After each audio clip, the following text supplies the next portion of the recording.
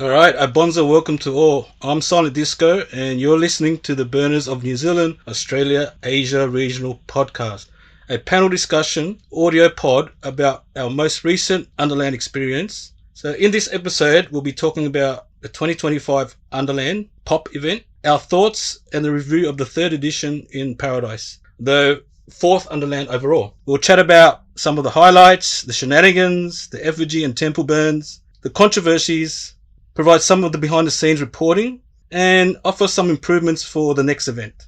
So to talk about all of these points, I'm joined by Hotwire, Miles, and Space Cake and PY. Hello. Welcome, guys. G'day, how's it going? Buongiorno. Bonsoir. Hi. So how's everyone feeling after Underland? Exhausted? Inspired? Yes, inspired. Yeah. Motivated and energized. Frothing. Let's introduce yourselves to the community. Let's start with you, Hotwire. Hello, I'm Hotwire. I'm out of my mind. Please leave a message. Yeah, hi, I'm Hotwire. I've been involved in Burning Man since 2012-ish. Went to Black Rock City. I bought a tent that was way too small. It's like a kid's tent for camping out in the lounge room or the backyard. And yes, took the red pill straight away. Came back to Australia, then got involved with Burning Seed. Did the usual gambit of theme camps, sound camps, all that kind of jazz. And then found home with Rangers, the Red Earth Rangers. That was pretty good. Created FART, the Fire Art Response Team. They let us pick our own names. That's why I picked that one. And yeah, been involved sort of on and off since then. This was my first Underland and it was awesome. Had so much fun. Yeah. And now currently still with Seed at the moment, one of the directors, and still running FART. And what did you do at Underland? What was your roles? How did you participate? Mostly just like hung out, lodged beers and cigarettes off people. That's pretty much it. No, I helped out with Rangers, Sandman. Poor BJ, he had an injury, so had to do the Sandman, which was cool. Yeah, that was a last minute thing. Yeah, poor bloke. But that's cool. It was rad to see that all the manuals and stuff and the training that we've been doing for years all over the place. It was super easy. So I came in as a complete unknown to the Underland Sandman team, and basically it was all the same. It was like a carbon copy, rinse, repeat. It was really good. Helped out Miles, I think. I don't know if I was imagining this, Miles, but you were like, hey, you're going to be my 2IC. And I was like... I phrased it more diplomatically than that. It's more of a request than anything else. Yeah. No, it was really great fun. I had an absolute blast. And like, it's just so rad to see everything basically is like the systems are pretty much the same. So you can just jump right in and hit the ground running. So, and I did a gate shift as well. That was sweet. Yeah. And a DJ set. We can talk about that later. Yeah, DJ set. And I worked for Underland Fire Crew as well, UFC. That was sick. But that's me. I like death metal and sushi. Miles, you want to say hello? Yeah. Hi, I'm Miles. So I did my first burn in 2019, and I actually haven't done heaps. This was my third, quote unquote, official burn. I love that we're going to be talking about burnier than thou later because I have thoughts about that.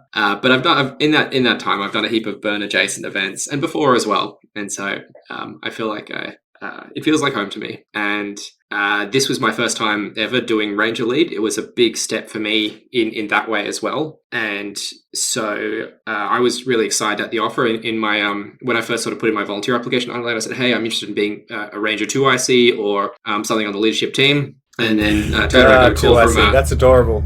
I got a call from BJ the next day and he's like, hey, how'd you like to be Ranger Lead? And I'm like, well, fate is knocking.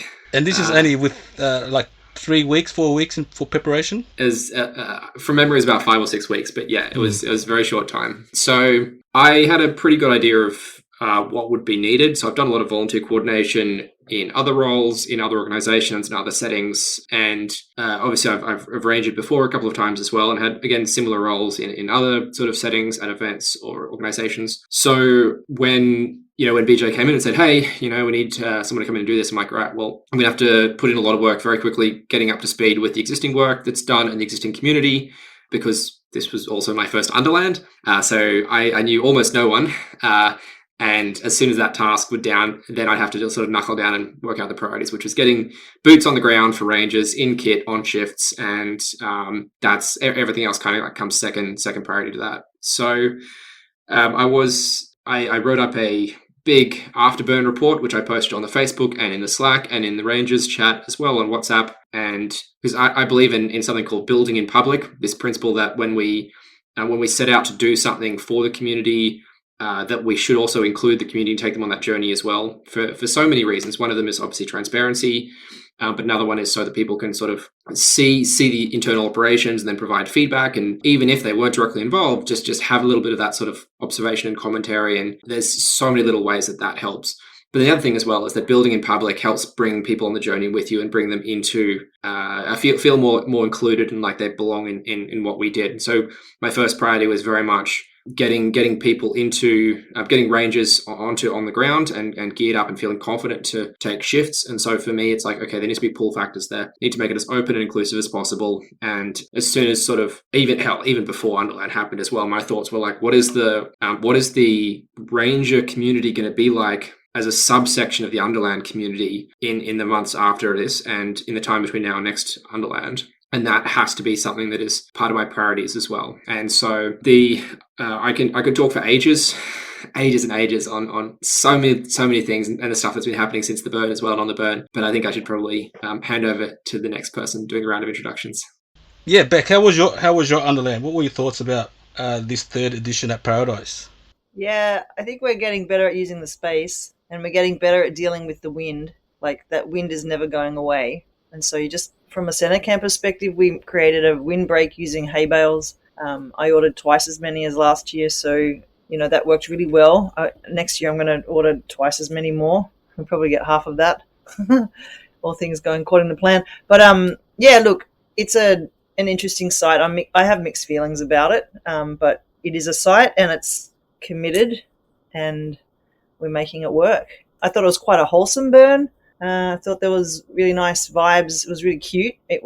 I've been at some, seedier events before, and it didn't really have that vibe, or maybe I was just less seedy this time. But yeah, I thought it was really wholesome. It was great to see some new camps rock up. It was great to see Positeka come back. And, that whole nightclub alley down the back there was just kicking. And, behind the camps themselves, the sound camps, where everybody was camped on top of each other, just looked like awesome. It's just a lot of people in there, a lot of density. But then when I looked at the drone aerial photo, it actually looked like we were quite spread out. So, there was a difference between that perception.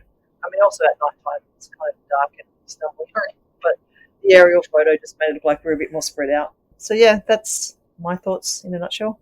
Yeah, there's definitely more room to grow into that site. I think definitely we can fit more burners and hippies in there. What about the effigy and the temple, guys? What did you think? So every year it gets more and more impressive. Yeah, hang on. Before we kick off, I just want to throw some props and kiss some serious butt. Miles, you guys did an absolutely awesome job. That was really, really awesomely run operation that you guys were doing. Everyone was super supportive. It was really lovely, and to hear that was your first time doing it was kudos to you, my man. Impressed as fuck. And also, with the center camp, Lordy, was that nice. That was such an excellent place to chill, hang out, do stuff, and it was just so beautiful to see the way it was all set out and decorated. Yeah, hats off. And then also PY, hearing your brief at the Rangers camp and about how you're changing the culture and being super supportive and bringing Spam and Rangers together. I thought that was really super inspiring and a really lovely thing to hear. And I just want to take my hats off to you guys. It's a credit to you as people and to an organization as well. So kudos to you all. Oh, thank you. Thanks. See, it was a wholesome burn. For real. Yeah. But you guys, you just look like professionals, and you just made it look easy, and chill, and nothing was ever a problem. There was solutions everywhere, which I like because I'm a Capricorn. But no, it's really, really wonderful. Everybody was awesome. And where are them drone photos? How do we get a hold of them? Yeah, they're on the Slack channel. And Toby posted a few of them I think, did he post them on Facebook this year? He usually posts them on Slack in the general channel. Suppository. Yeah, but yeah, do it. I've only seen the drone footages earlier during the week, not when it gets filled up. So on Saturday or Sunday, I don't think many people. There were a few drones up there in the sky though. I did notice. That's something that we've talked about at committee level, just the number of drones and what we're going to do about that. But yeah, the photo I've got in mind was taken on Saturday afternoon around midday. So, pretty much everyone who's going to be there will be there, and you can see how much space we've still got left and the areas of concentration. It's pretty neat to check it out. Yeah, just going back to what TJ was saying, I echo your sentiments as well. I mean, I didn't get too much involved in all your departments, spam, center camp, rangers, and Sandman, but from what I saw and what I experienced, it was amazing team effort. Everyone gelled together, and it's interesting to see people for the first time meeting each other and just sort of like, oh, when I'm looking at it from outside in, I'm thinking, well, you guys must have some kind of rapport or some kind of history together, but no, you guys first time. It's amazing to see this kind of integration and collaboration between different folks from different backgrounds, from different experiences. It's amazing. Yeah, and just to see how ridiculously competent everybody is. It was really, really lovely to see. And I think maybe that also speaks to the size of it too. 500, 600 participants is just perfect for that. Yeah. Do we have the exact figures for this year's attendance? Yeah, there's about 550 adults and 55-ish kids. So 600 in total, but of them only 550 over 18. So that's considerably bigger than last year. And did it feel that way to you? No, not really. I think because everyone's so sparse and spread out, I think. Yeah, I think the only place it was really evident that there were more people or that there were more camps was down in that where all the sound camps were. It was interesting that Auntie Maria's and the Gays were down the other end. So it was kind of nice that there were these two districts of parking at each end of the town, so to speak. And I really like the village outlay that they have with everything in the middle and people camped around. I think the placement team do a really great job. I liked that layout as well. I did have my vibe-based feedback was that down the Gays and Auntie Maria end, it felt like there was less foot traffic and less energy. I don't know whether that was actually a thing, but obviously up near Nightclub Alley, there was a lot more people just hanging out or outside the barrels. There was a lot more people coming and going. I don't know if there's sort of an easy solution to that. And obviously site planning is such an incredibly complicated job, but it did feel a little bit lonely and very, very eerie walking between the art installations outside Auntie Maria's. Especially when the Gays had shut down for the night. Yeah, it was cold and spooky and dark and weird.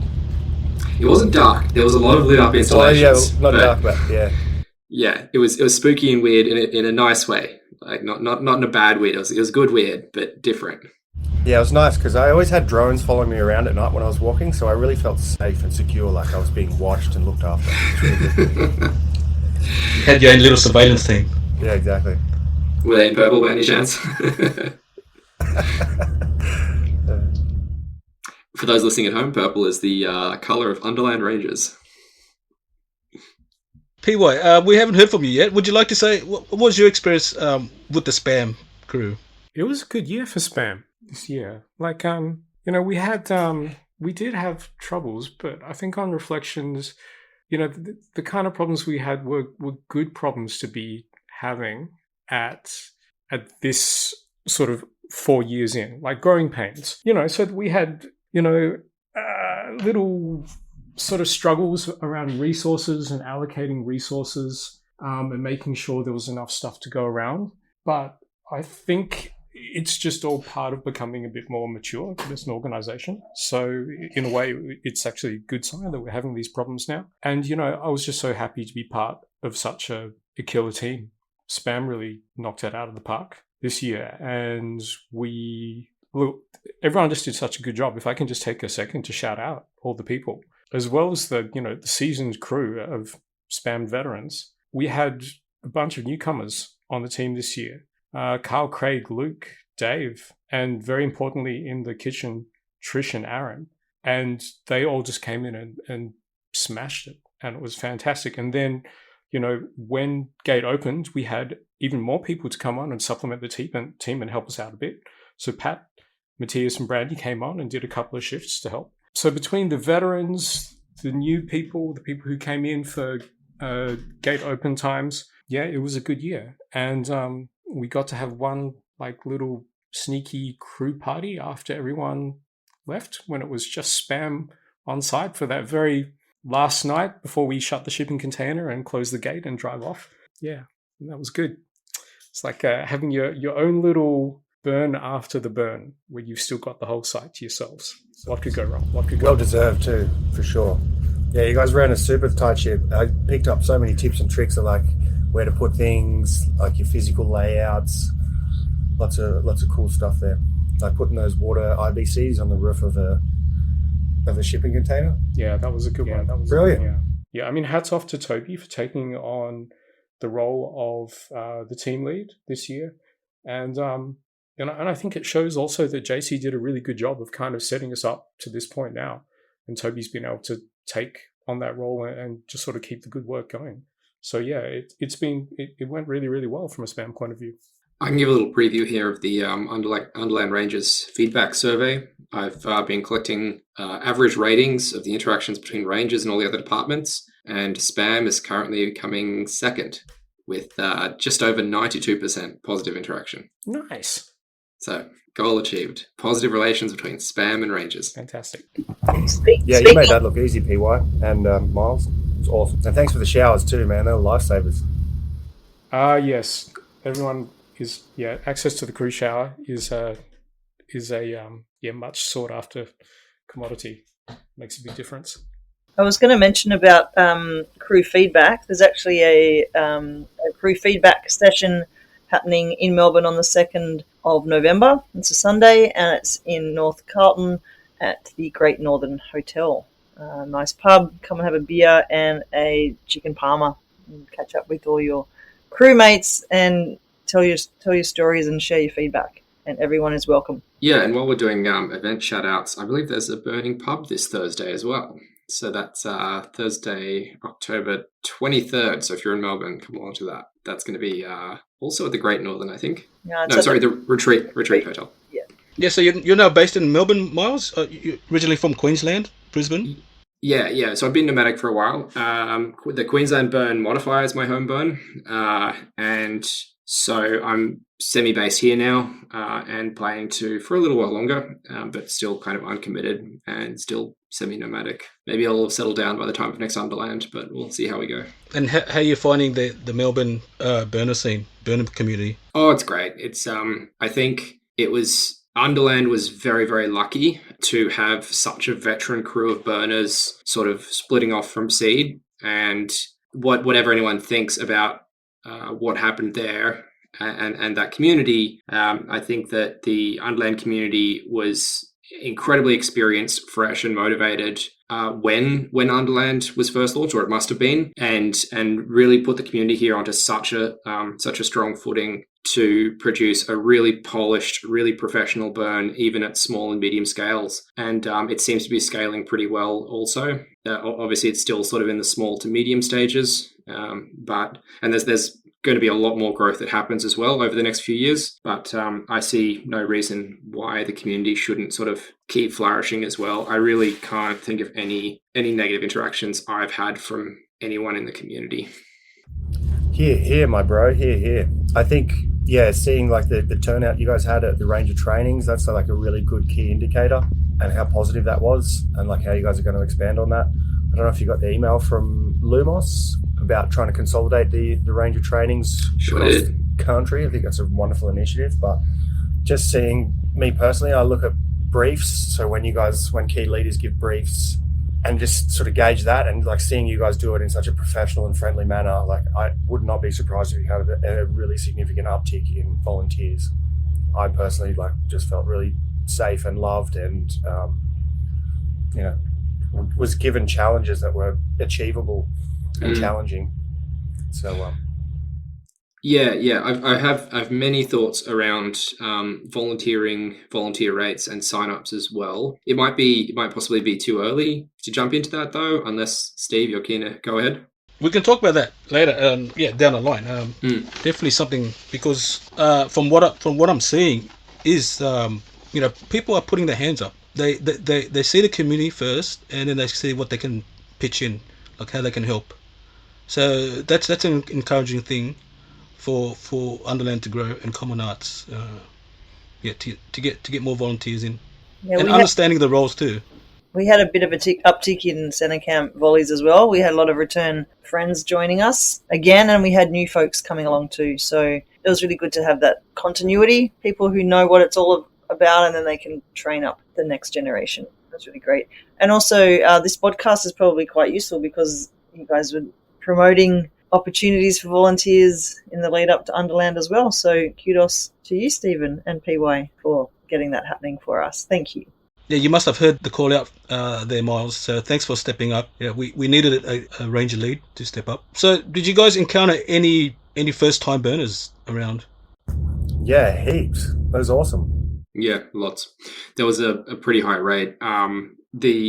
I very much encourage, like, volunteering is the spirit of burns, right? So I was encouraging to everyone, if you're a first time burner, come and volunteer. Yeah, we said that at the gate shift. Greeters were saying that, and we rangers were talking about it as well with first time burners too. And I think it feels like there was a very high rate of first time burners, which suggests there was a significant jump in ticket sales this year, which is net good, but brings some challenges. And one of those challenges was that we had increased volunteer requirements, and we had a lot of first-time rangers and first-time burners coming in too, which was good and encouraging, but brought complications. Yeah, I ran a Burner 101 session at Centre Camp on, I think it was Friday afternoon, and we had about 15 people show up, some of which were veterans, because I wanted to have old faces there, sharing stories. And then we had a handful of fresh meat roll through.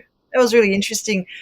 We asked them what was so surprising, what were some of the surprises that they encountered. And one guy was like, yeah, I rocked up and they asked me at gate if I had all the food and water I needed for a week. And he didn't. And they sent him off. He had to drive back to Avoca I remember that. and pick up all his gear. Well, shout out to Benji. He was the one that I also saw at gate, and he got turned away. But he came back an hour and a half later or something like that. And he rang the gong. He did all the all the Virgin things that you're supposed to do. Yeah. Mm-hmm. And some of them didn't know that on Effigy night, you get your kid off and run around nude. That was kind of fun to break that, to them. So it didn't come as a huge surprise. But the nudie run at the Effigy took ages to get going this year. Like, everyone was standing around with their dick in their hands going, am I going to run? You going to run? Who's going to run? It was quite civilized, really. I saw some of their clothes back on again. Well, they were like, fuck this.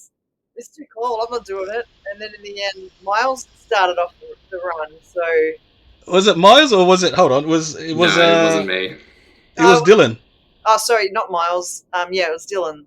We do look kind of similar though. So. I think it's yeah. No, it wasn't you. I mean, if I hadn't been on Ranger lead, it would have been me. I'm telling you right now. But I had a few other responsibilities to deal with that night. Yeah, sorry, it wasn't you. But also, the effigy wasn't that hot either, so I think that has something to do with it. Like, compared to previous effigies where it's just absolutely fucking roasting and you just want to get your clothes off, that one wasn't quite as hot. No. And it was a quick burn too. Sure was. Yeah. Did you see the glue dripping out of its mouth? Like, at one point it looked like there was all this venom dripping out of its mouth. Very cool. That was Dylan's first build, wasn't it? Yeah, that was first time he'd done a build. Everything. Yeah. I heard a story that, like, he didn't want to he just wanted to build it, and then he didn't even want to be there, and then eventually just like started to really drink the Kool-Aid and got into it. The architect at the end coming out. Like, woo, spring break. Yeah. That was interesting. Hey, well, it was fitting. I got to love yous and leave you. Sorry, man. Like, I double booked myself. I got a director's meeting that I need to go to, so I love you heaps. All right, TJ. Good luck, TJ. Thanks. Okay, wait, TJ, wait. Yes. Where's my torch? Where's my torch? I'm on a ship, dude. I get off on the 29th, so I'll go through the boxes then and have a squeeze, man. I'll Sorry, find it thank you. if I have it. Thank you, love you. Okay, love yous. Bye. How do I leave? Let me out. Well, hold on. If you're gonna leave, we have to sort of like stop this thing as well. So, okay, let's go on a break. And during the break, I've got these burner voice messages to play. All right, let's go on a break. Thanks, DJ. Hello, community.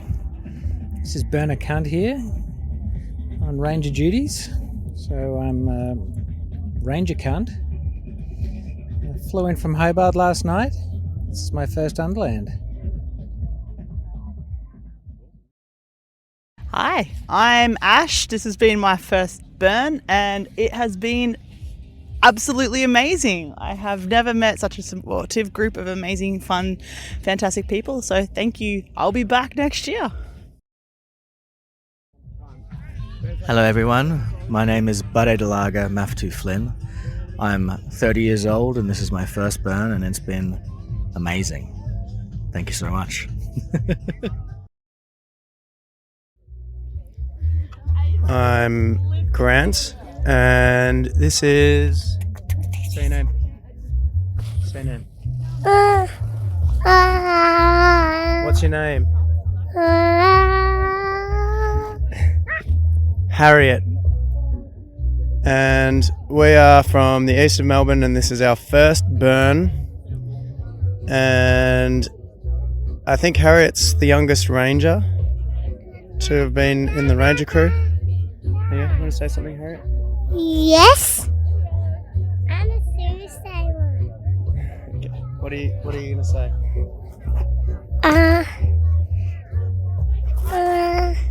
What do you want to tell everybody? And we are going rangering. Yeah. And we're having a lot of fun doing it. We love everybody here. And thank everybody for an awesome time. All the creativity has been mind-boggling.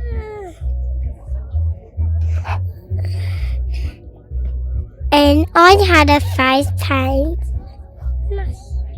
I had a face paint as the mic drop.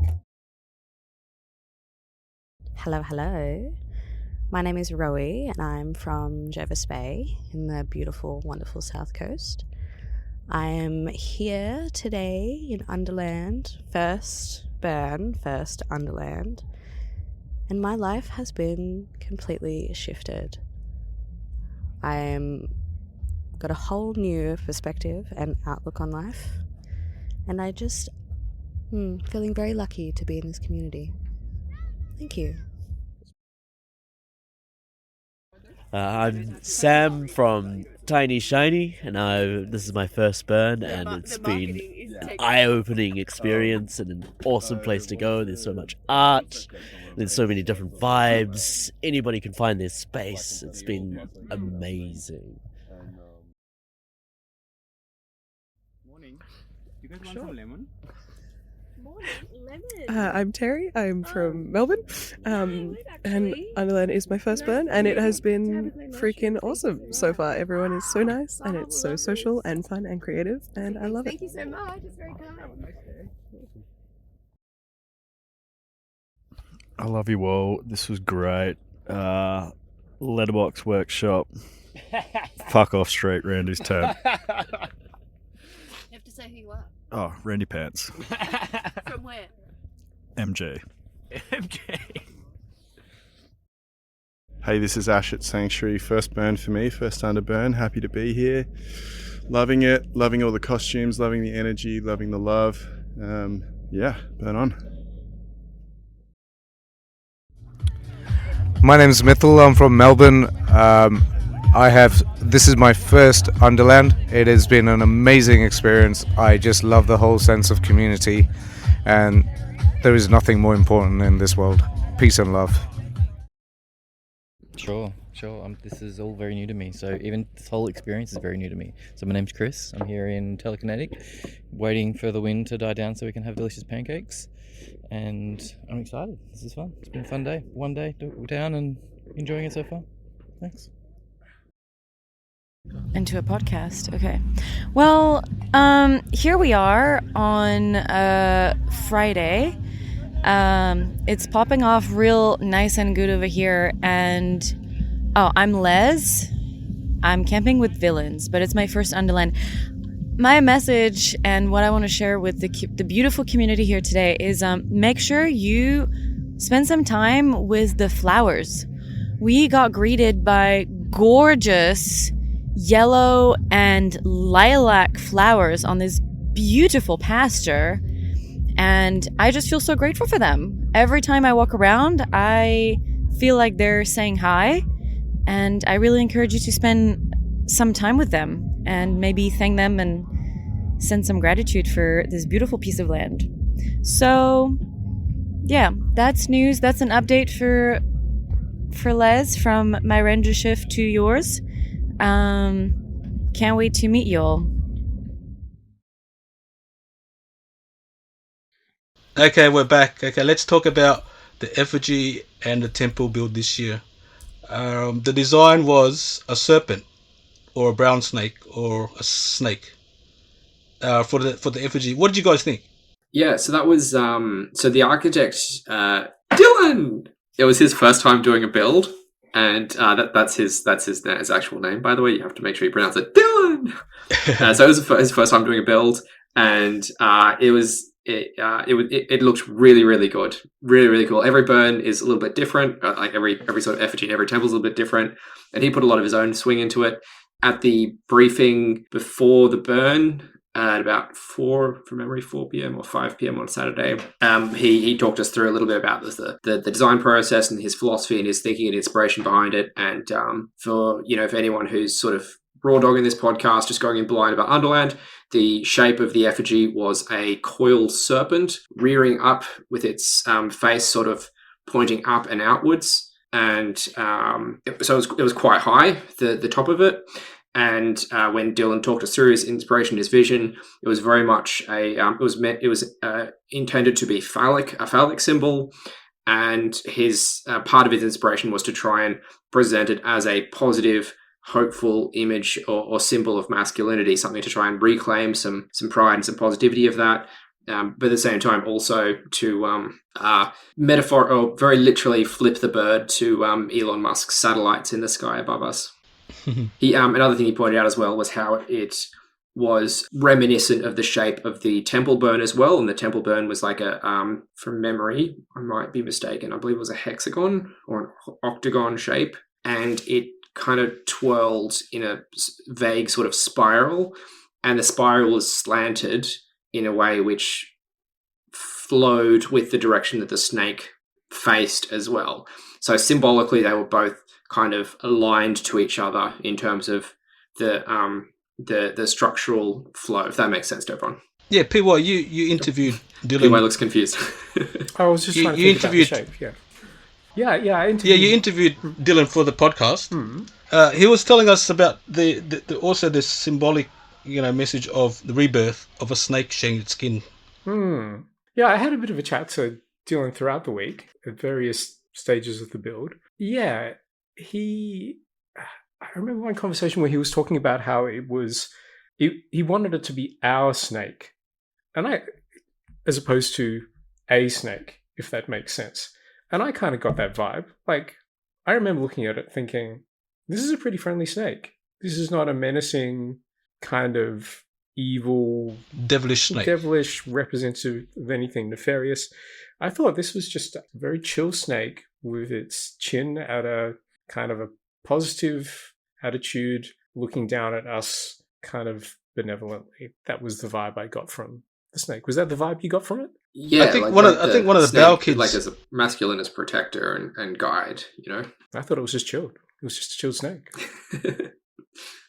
One actually, that reminds me of one other thing as well that I noticed about the design, or someone pointed out about the design, which is that the scales were all made of cardboard, I believe. And so there was a suggestion, I don't know if it came from Dylan, but there was a suggestion that as the structure took light, then the scales would break free or burn off and then float away in the wind, almost like a very, very literal sort of shedding of the skin.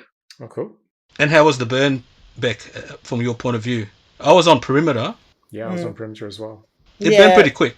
It burned much quicker than previous burns, and it wasn't as hot as I've mentioned previously. And look, it looked good. Certainly, there was glue melting from its mouth. It was dripping down, which is pretty cool. I was a little bit worried about some of those embers flying around from the bits of cardboard. But yeah, for me personally, I would have preferred it to be a little bit bigger and a bit of a bigger fire. I didn't get that real visceral feeling that I get sometimes from a really big one, where I'm like, whoa, this thing is a portal to another dimension. I didn't get that from this particular one, but, you know, every burn is different. I didn't think of it as a particularly masculine symbol. I didn't see that when I was looking at it, but again, you know, everybody's a bit different. I also like an effigy where you can interact with it, like if you can go inside it, and some other effigies have had like a little bar in there sometimes set up, and little private parties can happen. Those kind of little secret things. This one didn't have that, and that's cool too. But sometimes that's not sometimes. That's what I look for. Were there people were encouraged to write messages on the scales? Did anyone see those or know about that? I saw some messages, some swear words that some kids had written on there. Maybe it wasn't kids, but it looked like kids. There was a bunch of kids that did enjoy the snake. They did think it was a bit too friendly, so I think they enhanced it a little bit with some swear words. Yeah, there's definitely an art to just on the burn time. There's such an art to building those things so that they burn for like a good duration and don't draw it out too long, and then collapse into a nice sort of set of coals. And it was so windy that again we had that really windy site, so maybe it was advantageous that it was over real quick, so it wasn't a risk. Yeah, you mentioned how when it burnt, everyone was pretty civilized with dicks in their hands, didn't know what to do with the nudie run. I thought it was quite fitting how the community had to wait for the actual designer to actually take off his clothes and do this circle of before everybody else. So that was good. Yeah, apparently that's the tradition, which I wasn't aware of. That it should be now. Not the ranger lead. the builder or the designer, or I guess the lead on the effigy does the honors of the first lap in the nude. I didn't know that was a thing. Did not know that. And maybe it's not. Maybe it's all just bullshit. But anyway, he started it. Maybe it's a tradition from one or two burns somewhere in the world, and it just spread as a rumor to all the rest. I just hope Dylan didn't think, rumor. You know, like, for fuck's sake, like, do I have to do everything here? Not only do I have to design and build this thing, but like, I have to kick off. Okay, I've got to get my kit off now. Like, what more do you guys want from me? It's the curse from taking a leadership role in a volunteer organisation. You end up doing 80% of the work. It's just unavoidable. No, but once it happened, once he did take off his kit, the people just surrounded. People just, you know, got into this craze of running around naked.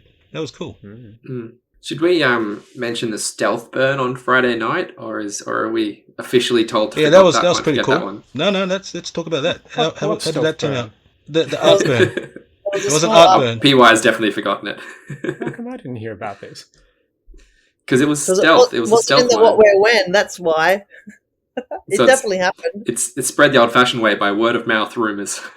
Something's going to burn in the field tonight. Okay. What? What burned? There was some kind of a wooden structure. I can't even remember what it looked like. It was probably only like it was an art piece. Tall. Yeah, it was an art piece. It was one of those art installations. I think it had paint on it, didn't it? Like paint or something. It was also lit up. Yeah, paint. Yeah. Yeah, because I remember the chatter from the fire crew afterwards that they had to. There was some concerns around the fumes from it, and so they were had to set up some special sort of adjustments for that. And I'm like, oh, okay, so there must be like paint or something on the structure when they burnt it. But apparently, it went very smoothly. Cool. Was this up near the temple, or where was it? No, it was sort of between Effigy and Abyss. The sound camps. Like the furthest sound camp. All right. So it was, on that side of the paddock. Okay. And how did it work? Did they have like just like a tiny Sandman team and like a tiny like Ranger team? Yeah, I think so. People? Actually, no, I think the decision was made that because it was going to be a small fire that they didn't need Sandfolk, but they still had fire crew and I think there was a medic on standby. Yeah. Because I remember thinking, hang on a second, should we know about this? Should we be doing something about this? And then the decision came from a few different points that were like, nah, it's not that big a deal because it's only a small fire. Yeah, there are pictures. When we spoke about it at committee level, because of course it needed an exemption, it was described as being no bigger than a dumpster fire, so a burn barrel. And we kind of treated it like that. Like, what does this need? But yeah, it was definitely supposed to be a bit of a secret. It was a dumpster. It was a dump fire burn, wasn't it? That was a different piece. Right. There, Okay. there was someone going around with a bin saying, "Hey, dump in all your emotional baggage, and I'll put it in the fire." But that was a different piece to the rogue art burn on Friday night. That reminds me of a workshop that one of my friends ran, which was the you come and tell them what's weighing you down symbolically or emotionally, and hold this stone and put it into the stone, and then they washed the stone and symbolically washed that weight away. It was very beautiful. But the stone's still heavy. But you're no longer holding the stone. But the stone's still going to sink. This is more one of those metaphorical things. Okay. All right. They didn't drill the core out of the stone and put something lightweight in there to make it float or something like that? No? Maybe they'll do that next time. Okay. Just for some extra theatrics. Okay, so what other workshops at Centre Camp would you like to highlight? We had such a good, broad, crazy range of workshops. I love the Centre Camp. A lot of sound bathing, a lot of sonic healing and breath work. I missed out on the beatboxing one. So bummed. That was the beatbox. We had a beatbox and vocal percussion workshop on Thursday afternoon, which was fucking rad. Snug Fuzz ran that, and he is so good. He did this death beatbox thing, which was this incredible, crazy, really difficult beatbox sequence that literally has him gasping for breath by the end of it. And it highlights all the different techniques that he showed through, he demonstrated through the workshop. Anyway, later on that evening, he wandered back and had brought a whole group of people with him, and he did it again on public demand. And then the mic got shared around, and it turned into a bit of an impromptu open mic session, which was really great. A lot of people got up and just did their own little thing. There was some slam poetry. There was some singing. There was some stand-up comedy. It was great. We're definitely going to do that again in future, just as a bit of a heads up for next year. It'll be the All Abilities open mic night at Centre Camp, and it's not where you go with your fully polished piece of whatever. It's just come with your half-baked thing. So super excited for that one. The movie night that you hosted on Friday night, Stevan, was amazing. We have full house for Dark Side of the Rainbow. So can we please do that again next year? Maybe not the same movie. Maybe not the same movie, but we definitely do a Friday night movie night, and maybe we do it again on one of the other nights quite late because it worked really well. It gives people an option if they're a bit cold and tired, they just want to kind of rug up and get warm and snug in Centre Camp. It was beautiful to walk through and just see people getting cozy and cute.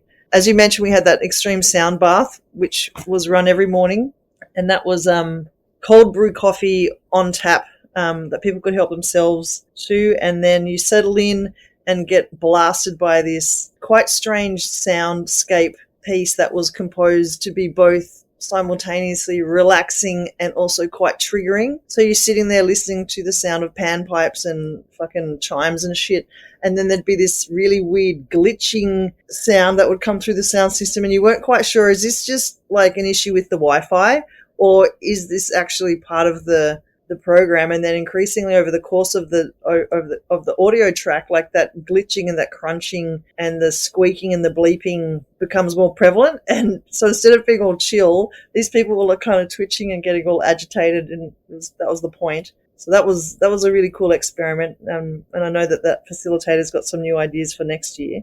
The Unmasking Your Neurodivergency workshop was really well attended, which was really nice to see some, just different content, and people seem to really resonate with that particular one. We had a Shibari 101 workshop at Centre Camp 2. Ooh, how'd that go? PY, how did that go? Yeah, not bad. It always takes longer to deliver than I think, though. I think I scheduled an hour and a half this time, and it really needs more like 2 hours. There's never enough time by the time people start sort of experimenting and doing a few things. So yeah, it seemed to go down okay. Yeah, you had a lot of people there too. Needed to bring more rope. Got to raid the rope factory next time. Note to self. Yeah, and other events that I saw around the paddock, or that I didn't see, but I wish I went to. One of them was the Sunday afternoon at Positeka trashy stiletto strut walk thing where you're wasted and you put on a really insane pair of stilettos and stumble down, a lumpy looking red carpet and in front of everybody. I didn't get to go to that one, but I really would have liked to have. Did anybody else see any cool workshops or participate in anything? I want to talk about the movie night at Centre Camp. Okay. So it was. I finally got some time off after an intense first 48 hours, and I was overwhelmed, overstimulated, and over there. And I was hanging out with the security guy, Gage, and we're just like, checking stuff out. I'm like, okay, this is my first time to actually look at things while off. And he's like, oh, look, someone's moving some files around on a computer over there. And we saw the back of the projector on Centre Camp. And I'm like, oh, maybe they're about to put a movie on. And then it starts playing. And he's like, is that Wizard of Oz? And I'm like, I don't know. It looks kind of like it, though. So we went over and stood there and just stood behind it for 5 minutes trying to figure out what it was, watching it in reverse. Then I'm like, yeah, I think it's Wizard of Oz. Then I went around the front just to make sure and stood there around the front for about 10 minutes, in the audience watching it to figure it out. And at some point, someone says to me, hey, man, do you want to sit down? There's some cushions here if you like. They're being gentle about it. But I'm like, I was too overwhelmed to respond. And Pink Floyd was playing. That's right. Dark Side of the Moon was playing. And there was no audio. It was subtitles. And it syncs up perfectly. I've known about this for years, but I've never actually watched it. And so I was just standing there watching it, just mesmerized for, 10 or 20 minutes or something before I realized someone was telling me that I could sit down. And 10 minutes later, I sat down and watched the rest of it. Or made it an hour through. I was totally sober too. I was just that, just out of my mind at that point, whenever it was 9 o'clock at night or 8 o'clock or something, when they put it on. Anyway, that was beautiful. That was a very, very calming, vibey moment. I'm glad you enjoyed that, Miles. Yeah, it wasn't a workshop, it was a cinema experience. That was the dark side of the rainbow. So there is a phenomena that went around in the 90s. It started in the 95. I think it was published in the Fort Wayne Journal-Gazette, that someone said that if you're watching the original 1939 Wizard of Oz movie, and if you play the soundtrack, if you hit it into a certain point, and the soundtrack is looped, so the movie lasts longer than the actual Pink Floyd soundtrack album, so it's got to be on loop. But even though with that loop, it sinks in time as well, so it's kind of interesting phenomena. It's called apophenia, which is the mind's tendency to perceive meaningful connections between unrelated things or ideas. So that's probably the state where you entered into, Mars, when you saw it, and then when you heard it, it didn't really match. So your brain's sort of trying to find patterns or something like that. Yeah, I think VJ's. And it was interesting to see. When punters. Yeah, it was interesting to. Yeah, it was interesting to survey at the end, asking people. There was quite a few people that actually knew about this and actually wanted to experience it as well. So I think this Underland was it enough, I guess, crowd or punters or size participants where there is optionality, where there is, you can go watch the kind of registered fire burn, art burn, whatever, or you can come watch a movie or you can go to the dome, to the Sim City. So I thought that was spectacular how the growth and the people have put in the effort of making this event. Yeah, and just on the one last thing about the awesome movie night at Centre Camp, we had that fucking rad sound system, which really would have made that sing, that really good D&B audio technique perfect for it. So yeah. So whose initiative was it? Was it yours, Stevan? Yeah. Brilliant idea. Yeah, it is part of an urban legend kind of pop culture. I heard about it years ago too. But it's just one of those weird, funny, obscure things you learn and then just immediately forget. Or you forget if you got a brain like mine anyway. And I was surprised at how many people out there, because you're wondering, okay, you're into something or you found something, you go in the rabbit hole and you're thinking, well, who else is aware of this? And it's interesting to go to a burn and go to Centre Camp and do this experiment and find out there's a lot of people out there. Yeah, you're not the only tripper. That's right. Yeah. Oh, I was totally sober. It just felt like I was high as balls. Yeah. What a contact high. Yeah, a visual high, visual and oral high from the experience. But I mean, like, I was physically and emotionally tired as well, to the point where, it was almost hallucinating. Sounds like you needed the buff boys to come around and give you a buff. So they were a group of lads quite buffed up, and they were cruising around on their bikes. Do you remember seeing this? And they had these car buffers, so those fluffy, furry, vibrating things that you apparently buff out your car paint job. Do you guys know what I'm talking about? Like from a car wash, the big thingies? But they're round things, and they had them plugged into a battery, and they're quite heavy, and they vibrate really, really strongly, and you can apply them apparently to the human body, and you get quite the massage, and it was awesome. I would highly recommend that. So you guys didn't have that experience? I had no idea. Okay, yeah. I mean, I think they're only rolling around once, but it was pretty popular. Damn, missed out on the buff boys. There was a lot of unique art moments. Roving art installations is the official term. But How good was the headless person? Oh, so Did good. you see the person with no I hair? remember that one. This is great. And they came up afterwards. There was a roving cinema. They came up afterwards and said, "Oh, by the way, I was remember the roving cinema too. The headless person." That was great. So we got to have a chat about it. That was great. Did anyone see the salmon tin can guy? Huh? Yeah. That's sardines, actually. Sardines, yeah. Taste my sardines. What, he was dressed up as? That was delightfully odd. Well, he was dressed up like, I don't know, like an ice cream man from the 1950s, and he had a tin can on his hat, like on his head, and he went around with an open can of sardines and saying to everyone, "Would you like to taste a sardine?" But he said it in a very interesting, weird way. There was someone giving out freshly shucked oysters as well. I remember that, and, like 11 p.m., right, on like Saturday? Yeah, or and that with midnight? the flame, you could have them flame grilled as well. They got out the, I don't know what you call that. Kilpatrick, yeah. Yeah, that was pretty popular. Did anyone end up actually eating it low and slow? Yeah. Because I remember waiting for ages, and they just kept pushing it back like 4 or 5 hours before they were ready to serve. Yeah, that's because of the wind. It was impacting on the flames and the heat. But no, I missed out. Bad luck, me too. However, I remember having some incredible banh mi on at least one night, which was roving around on a tray. Yeah, I had one of them too, Stevan. Well done. How did you keep it fresh? Well, it's a good thing that Spam has an upgraded kitchen this year. Mm-hmm.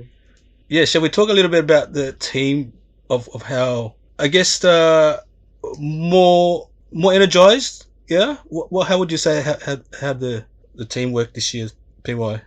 Yeah, I think a bit more energized. I think a combination of being a bit more energized, a little bit more organized, and having access to a few more resources as well this year. And all of that led to like a pretty good vibe the whole week, despite, the challenges of the weather.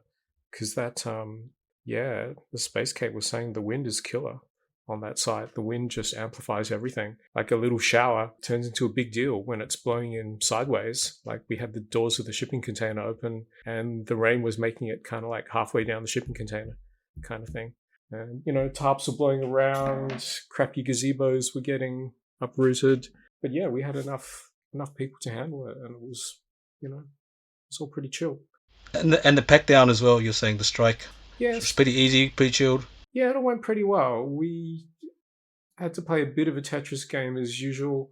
And it's that whole thing about, that logistics always gets a bit tricky because the kitchen kind of needs to keep going for as long as possible because you want the crew to be fed and watered still. But at the same time, you're trying to kind of disassemble that kitchen area around the kitchen crew, and you're trying not to disturb them, and you're trying to leave a bit of shelter from them. So it becomes a bit of a tricky balance in the end until you just say, fuck it, and then you go eat a bowl of Cocoa Pops and call it done. So, But yeah, it was good. Having that upgraded crew area was good. It's one of these things that you always talk about when it comes to sites. Wouldn't it be great just to have a bit more permanent infrastructure? Wouldn't it be great to have an extra shelter? Wouldn't it be great to have some extra toilets and a shower and stuff like that? And it's like, well, how much is too much? How much can we legally do? Because then we'll be getting into building permanent structures. How much is the landowner happy for us to have there. And how much is just too much luxury? You don't want to, make it glamping. It's got to be a little bit rough still. Otherwise, it just becomes too easy, and then what's the point? Got to learn to love the suck. Actually, that reminds me of just on that subject of infrastructure. I see there's some discussion actually about extending the duration of Underland. What are your thoughts on that, PY? Yeah, I saw that thread come up. Look, hey, it's all well and good, but I think the question was asked, well, what does it need? I think one of the biggest things it needs if you extend it for another 2 days, another 48 hours, well, that's another 48 hours of volunteer labor you need across all the teams. So that's, another 2 days worth of porta potties that need to be serviced, toilet paper, fresh water to go into them, an extra pump out that's needed. So, it's more labor. And, can we get that labor? I mean, how does it from your point of view, from a ranger point of view, if I was to say to you, okay, you've now got another 48 hours of shifts to fill, would that have been feasible with the amount of volunteers that you had this year? I reckon we could have done it. We had some gaps, but we had enough people who were willing to stretch that it could have been done. The only the biggest issue with lack of coverage was actually on the overnights. That was the only real kind of challenge that sticks out for me. And we had enough redundant systems in place that it wasn't a big drama to not have people do the full overnight. So yeah, so I think for volunteers, I think we were pretty lucky. And in a lot of the comms I was pushing out as well to try and get people to sign up. I was hitting comms hard and hitting social media and hitting the emails and hitting the Slack and getting people to sign up. And anecdotally, I know a lot of other people helped out as well to boost Ranger signups. And so we had the single largest volunteer crew out of everything, including theme camps as well. Mm-hmm. And potentially that actually came at the expense of other volunteer crews too, because I know a lot of the veterans were pulling double or triple sort of responsibilities.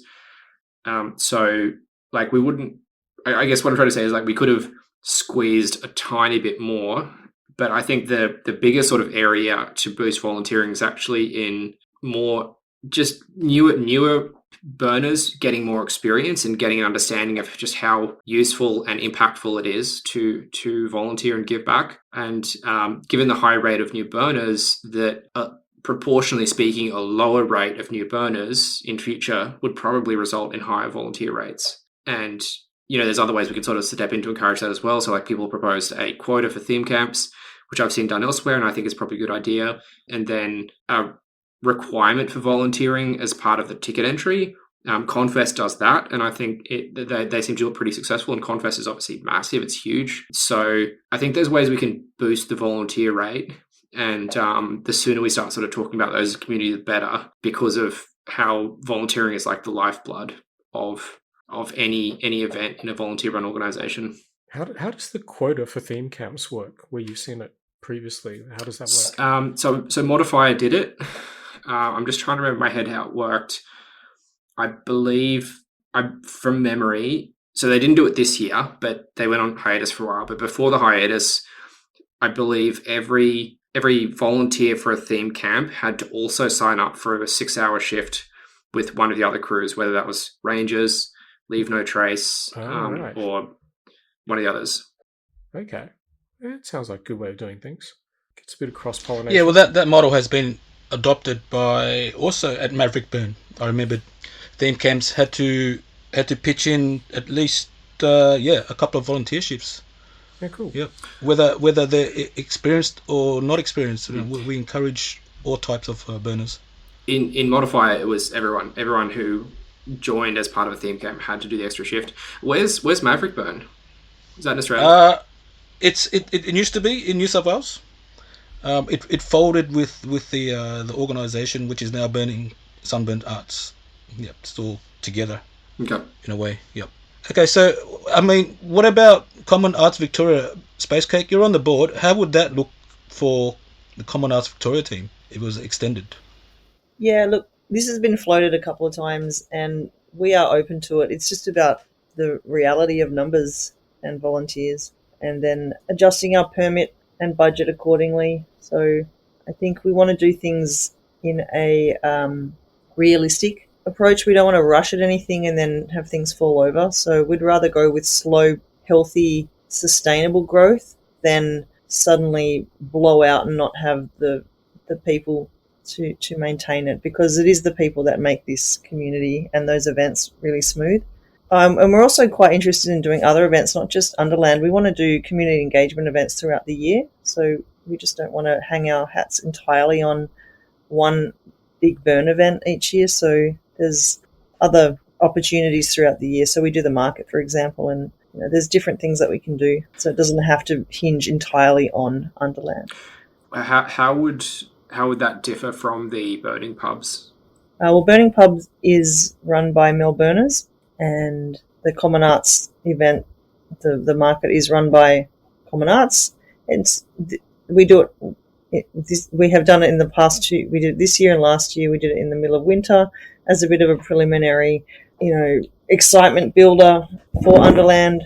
But we don't have the capacity to do it every month either. Is there much separation between Melburners and Cav? Oh, they're completely different entities. Yeah, I know they're different sort of organisations, but surely there'd be a lot of overlap, right? Yeah, and we do work together, but they are two very separate groups, separate budgets, separate membership groups as well. And we try not to step on each other's toes. Yeah, from what I understand, Melburners is 15 years old or something, and was founded to be kind of like the Victorian portion of the burning seed community, and so it's got those sort of pre-existing connections, whereas Cav was spun up to have a Victorian burn in the last few years. Yeah, that's right. Yeah, as to my knowledge. I mean, this community is big enough to have both, and there is a lot of overlap, and people are participants of both or neither. People might go to the odd burning pub, or they might go to. I don't think they're exclusive. We try to work together. Yeah, it's a similar scenario as what we have in New South Wales, where you've got Sun Bernards, you've got Third Degree, and then you also got Burners of Sydney and Surrounds, which is Boss, and they do the burning pubs and the decompressions. Yeah, so this is probably a good segue to, if you want to mention about, let's talk about briefly about the Melburners decompression in November 15th next month. We're going to have a small Ranger presence there, Miles? Yeah. So, somewhat unexpectedly, I have been recruited to do a little bit of organising for it. I'm not on the events committee or anything, but Dana reached out to me a little while ago to say, hey, we're thinking about having Rangers at the decompression. And I'm like, cool, let's do it. We've got a lot of energy and motivation in the Ranger team from Underland this year, who are really motivated to keep doing things, including a lot of very experienced Rangers. So I said, I think this will be a much smaller event, so it should be no problem at all to get a few people to chuck on some hats or something and help out. And so as part of that, to go with the theme of being strictly business, we introduced a new Ranger internship program for anyone who wants to get a head start on their career in Rangers, which is a profitable and rewarding pursuit. You are invited to take an internship with the Ranger department. You will be assigned to the office of a senior partner of Rangerhood, who will supervise and mentor your career progression.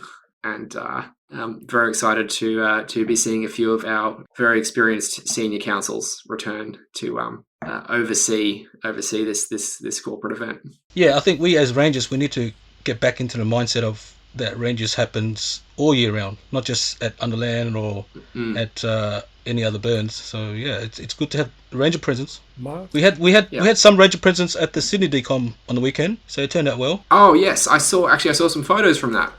Yes, I didn't recognize any in Ranger gear, but I was in Ranger gear. Yeah. You were wearing an Underland shirt. I saw.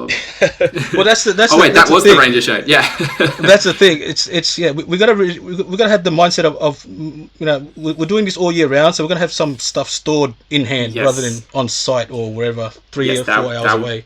That was my mistake. It was it was a fucking mess. No, it wasn't a mess. It was extended form of self-harm for me during the pack up, where I'm just procrastinating and drawing it out and making it bigger and bigger. And in the end, I'm like, okay, get it done.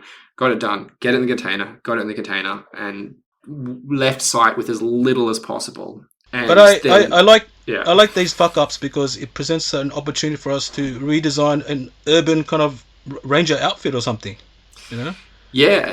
Like the off years or the off seasons kind of ranger gear. Yeah, that's some of the discussions we're having. So on the table at the moment, so we're actually discussing with Melbourners to apply for a grant for them, with them for rangers. And so what the current proposal on the table, which we've got quotes for, is to have a cap and a over-the-shoulder sash, and then possibly like a tie or some kind of neck thing as well. Floating around a couple of ideas, but that's looking pretty positive at this stage. Everyone loves the idea of having a city uniform and a country uniform for rangers, whatever that ends up being. And there's a lot of interest as well in maybe not redesigning the Underland Ranger uniform, but thinking about how we can sort of accessorize or freshen it up and rejuvenate it. So I have a feeling in the next sort of 6 months, there's going to be some pretty solid proposals on the ground heading towards Common Arts Vic Grant's team to say, we want to spice up the Ranger uniform a bit. Can you give us $500 or $1,000 for something? Not sure yet. One of the discussions is logos on vests, because at the moment they're just the straight purple vest. So a lot of energy, a lot of interest in that. And get amongst it. If anyone's keen to get involved in those discussions, they're happening in the WhatsApp chat mostly. But we'll probably be kicking off actual team meetings at some point in the next month as well. Formal Ranger team meetings, which will promote more widely to the Cav and Melbourners community. Miles, I find it interesting. Can I put an idea in your head, Miles, to keep the Ranger Please. momentum going?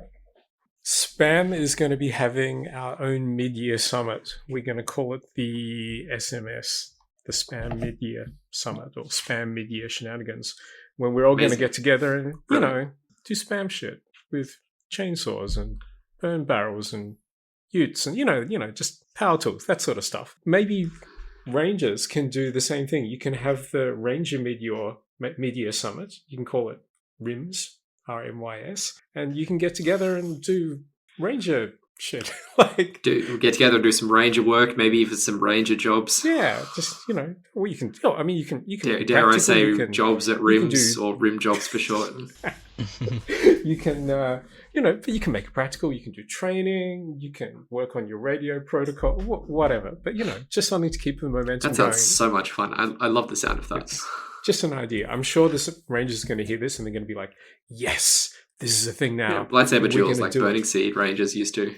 So do you guys want to hear more burner voice messages this time from Rangers? Well, not just entirely Rangers, but we've got some Rangers to start off with. So shall we go on a break and come back after these burner voice messages? Yeah, let's do it. Oh, hello everybody. This is George here, Ranger George. And we just got roped in to say a few things about the community.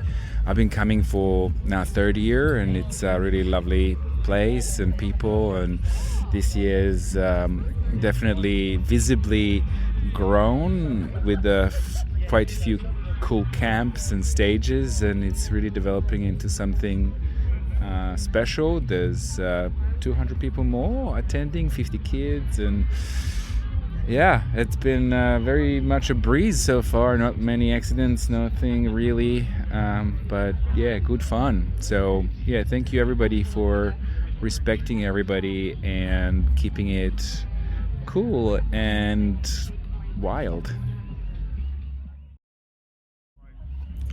It's PK Max, dialing in from the Rager station, formerly Ranger, but we've lost the N, so it's now a Rager station.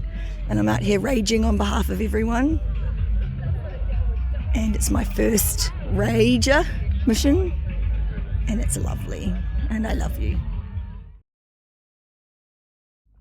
Hi, I'm Tessa. I'm from Coburg. And I've had such a great time at Underland here so far this weekend. Just got here yesterday and everyone's been so lovely. Got whisked off on a kraken adventure.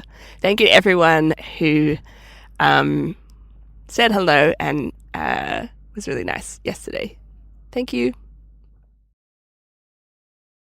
Hi there, it's Brian here. I'd just like to say hello to all the community, the burners, the people enjoying themselves, the amazing creators, and the people that are just living their best life. It's an amazing place that's opened my eyes to many wonderful things, and I hope to experience more over the next couple of days. Hello, my name's Jess and I'm from Macedon, and I've been to lots of burns, but I'd just like to thank the community for being so nice and welcoming, and I just love it. It's my happy place, so thank you. Bye. Hey, good morning. My name is Shang. I'm camping with the gays. I'm from Melbourne, but originally from Taiwan and the Philippines. I just want to wish everyone the best time and the hope that this burn is everything that you need it to be.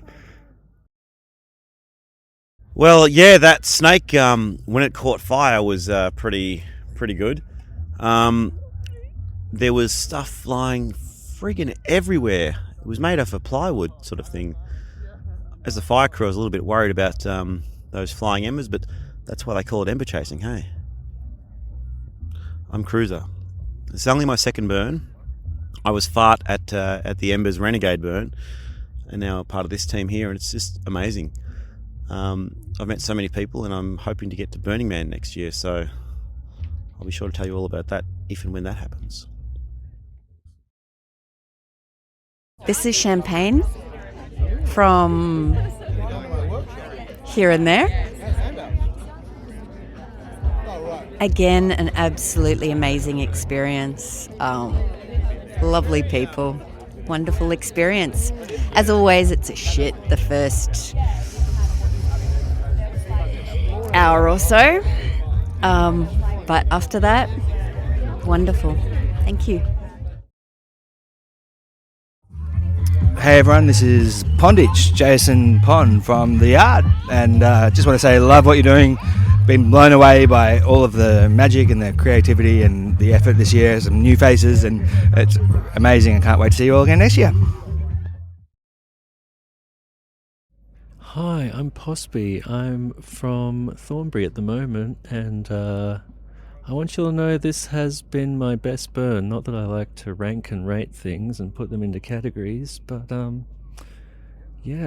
had some absolutely filthy drum and bass, but incredibly wholesome, warm, gentle boogies at Auntie Maria's. That's definitely been a highlight, and deepened some emerging friendships and made some new ones. Really, it's been really profoundly gorgeous. Thank you all. G'day. I'm Rookie. I was one of the rangers here at Underland in 2025. My first Underland, very much not my first burn. Just in the midst of packing up after the chaos and confusion and carry on. Bit sad to be heading home after having such an excellent time. I honestly don't really know what else to say, so I'll leave it at that. Hello, it's Tolga from Rumpus Room, and what a beautiful bunch of people, what a colourful bunch of people. Thank you very much for everything. Hello. This is Urdun.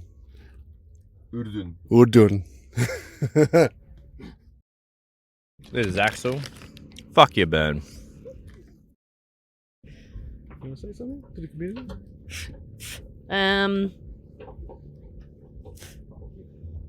I hate the wind. And the flies. The flies are alright. The flies can stay. The wind can fuck off. What did you reckon of this year's temple? Say what? What do you think of this year's temple? I thought it was very cool. It was very spirally. It burnt beautifully. And I'm very proud of Aaron and his crew. They did a great job. Well, how does it feel to be surrounded by 500 weirdos here?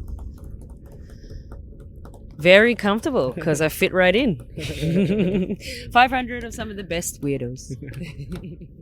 Okay, so what burner message would you like to leave out there for the community of Underland? If you can dream it, you can do it. Thank you. Yeah, true.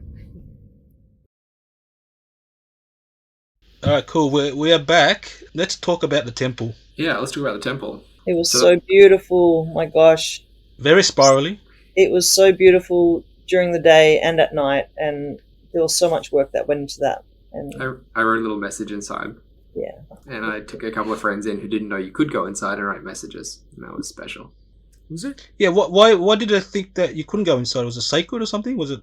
You can't always go inside, and so like by default, people kind of don't know. And the entrance is also on the far side of it, so you have to actually either know there was an entrance or walk all the way around and see the door. And then also feel encouraged to go in because, like, it's an art installation. The default is, you look but you don't touch kind of thing. So sometimes people aren't used to that idea of a door being an entryway. I wanted to know what those weird white sacks were in there. Yes, I didn't know what they were cushions? about. And I didn't quite get the alien seed spawn pot plant thing either. I didn't. Okay, so it was to do with some sort of spermy, spawny egg thing, right? Or not? Because that's what it looked like. We have to get Aaron the designer on. Absolutely, we need to. For people who didn't see it, it was kind of like the thing that I'm talking about. It kind of looked like a pot plant, but it was like kind of a mutant alfalfa green thing with a tongue rising out of kind of epoxy lake is what it looked like to me. Kind of like a little bit Aliens-esque. Yeah, I was like, it looks cool. And then there was the white sacks on the walls as well. I don't remember this at all. Yeah, it was all there. That was all part of it. I get what you're saying about like the alien type vibe for it because it had that kind of ribbed, almost organic, slightly curved thing going on. Was it technically a helix because each of the squares on the layer rotated, but then the whole structure rotated around another axis as well? So it was a rotation around a rotation. Is that a helix? Yeah, I got the vibe that it was a helix. And then when it burned at the end, it was so weird. There were these two spaces in the burn patch where all the burning stuff was, and there was two sections in circles, perfect circles, which had nothing had fallen into it. So it remained completely bare, the ground underneath. Oh, whoa. It was really strange. Yeah. Not sure if that was intentional, but it was certainly intriguing to me to see. And gee, it was hot. By comparison to the Effigy, that one was a hot, long burn that took fucking ages. It was so hot. It was burning my face. Yeah, there was a fair bit of fuel there. Yeah. I enjoyed how silent it was until I think Mick's dog started barking. It was like, the frogs were raising a racket as well. And the frogs as well, yeah. Like as soon as they started fueling, everyone went dead silent. And the frogs were like, okay, it's now our turn to shine. Yeah. And there was a in the distance behind it, I saw a shooting star or a comet with a green tail. Ooh. And a few other people saw it too because we all kind of gasped. But it was really quick. I wrote some slam poetry about my experience at Underland, and the final section is recounting part of the temple burn, or what happened at the temple burn as well, from the perspective of one person on the perimeter. And it was a quiet spot, and you could hear the crickets and the frogs. And then when it started burning, it was so loud because it was so quiet elsewhere. Roaring inferno. So good. Yeah, here's a bit more trivia. That's the first time I was perimeter lead. That was my first time doing perimeter lead for Burned as well. It's pretty exciting. You would have had you were very because it was so hot.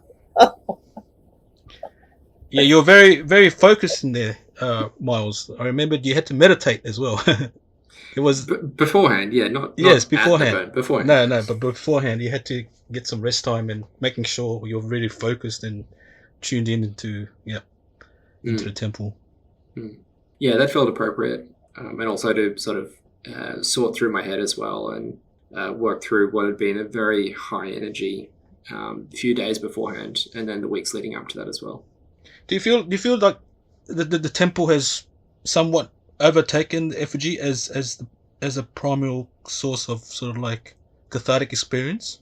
I think it depends on what people bring to and then intend to take away from each of them, because they have very different purposes. And when my friend came to me to say, "Hey, here's a workshop I'm doing where you can symbolically release things that are weighing you down emotionally or otherwise," my response at the time was, I feel as though I'm flying right now. Nothing is weighing me down, and I would happily do that if I had sort of like a bit of free time. But I don't feel as though I would get much out of that workshop right now. And for me, going into the temple burn, I could have sat and thought for hours, and I did at different times of the weekend. But for me, I wanted to get something very specific out of it, which was to sort of fill my role, do my duty as perimeter lead. And so for me, like that was the impact for me, was working within a team and having a really, really sort of tight, rewarding, high quality sort of effort that we put in. Whereas other people might, not for example, a new burner might not be sure what to expect and might not sort of have that orientation or induction to really get across the idea of what the purpose of the burn was. And so, they might have gone into it thinking, oh, this is going to be another Effigy 2.0, or something like that, right? And not coming into it with that space to prepare and think, well, this is a time for reflection and for letting go. Those of us who have done this a few times or, a few decades do kind of look forward to that and sort of psychologically and emotionally prepare for that, sometimes for months in advance, right? And that's, that was the way I approached Modifier this year, and Underland as well. I'm thinking, look, the Effigy is a time for celebration, but the temple is a time for reflection. And, it's symbolic where you prepare those things you want to reflect on and prepare those things that you want to be willing to let go. Yeah, I know that at Burning Man, it's become known as a thing where most people go for just for the temple, I think, to celebrate, acknowledge the temple. What was the feeling like with the new burners, Space Cake, with the temple? Yeah, was that talked about? Yeah, we covered that, the difference between Effigy and temple, and the Burgeons had no idea. It was great just to blow their minds with this, because from the outside it just looks like one big party, right? But there is actually quite a lot of intentional spaces and ritual that goes along with burning events. We have a culture. It might be pretty loose, but there are some anchor points along the way, and Effigy and temple are two big ones, and I think it's really important to hold on to those spaces, because the reflection and the opportunity to grieve or to let go of things, we don't have a lot of opportunity in modern day default world to do that, at least not in a collective group. And it is very powerful to have these group experiences together and share these experiences, so things can become quite heightened. I really appreciated that the crowd were really quiet at Temple Burn. Sometimes you hear people kind of giggling and chatting and not being really present in the moment, but this year I think it really was quiet, and I didn't feel a super overwhelming sense of sadness. And at previous Temple Burns, there has really been a lot of tangible grief collectively. I'm pretty sensitive, I can pick up on this stuff, but I wasn't overwhelmed by emotions of other people this time. It felt really grounding, and as I said earlier, like it was quite a wholesome event all over, and I feel like the Temple Burn also reflected that. It felt quite balanced and grounding, and a really lovely way to end. There was the small group of us Queensland burners that were here. One of us had put a memorial into the temple for, which some of you may have seen, for a Queensland burner that died earlier this year. Barry Baz was. He also had a memorial in the temple at Big Burn, and his name, little picture, a few words about him as well. And I didn't know him well. He was a big community figure in West End, in Brisbane, and was very, very well known and loved. And so for those of us who were sort of part of that, there was grief there, but also sort of collective grieving in when people pass on. Sometimes it's their time, so it was an acceptance as well.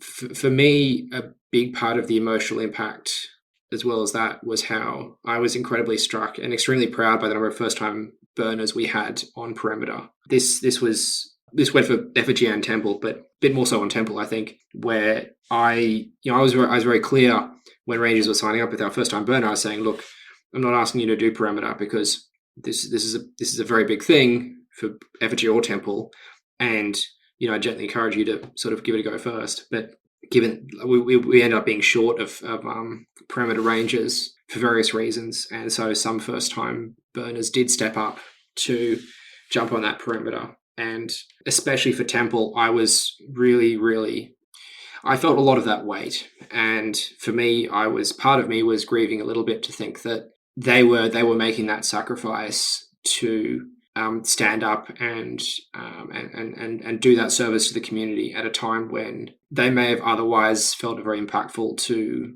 be fully present with the temple without having that additional duty of being on perimeter. So we had a lot of first-time burners, probably a sort of higher proportion than sort of might otherwise average suspect, and this is one of the complications from that. I think is that we have to ask more of them when they may not quite be ready yet in some cases.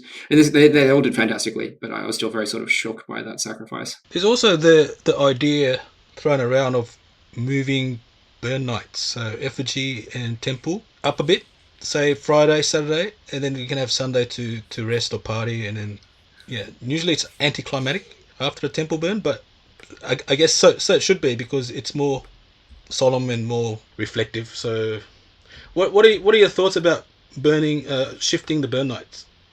Hard to say. Has it been done at any other burns before? I don't think so. Yeah, feels like it'd be kind of breaking with tradition then. Is it though? Is it traditional to have? I know that back in the day, before there was the temple at Burning Man, I believe the man used to burn on Sunday, so they would have stuff like the opera on the Saturday, and then it changed so that then the man would burn on the Saturday and the temple would burn on the Sunday. So the dates have, moved around with the addition of the temple historically.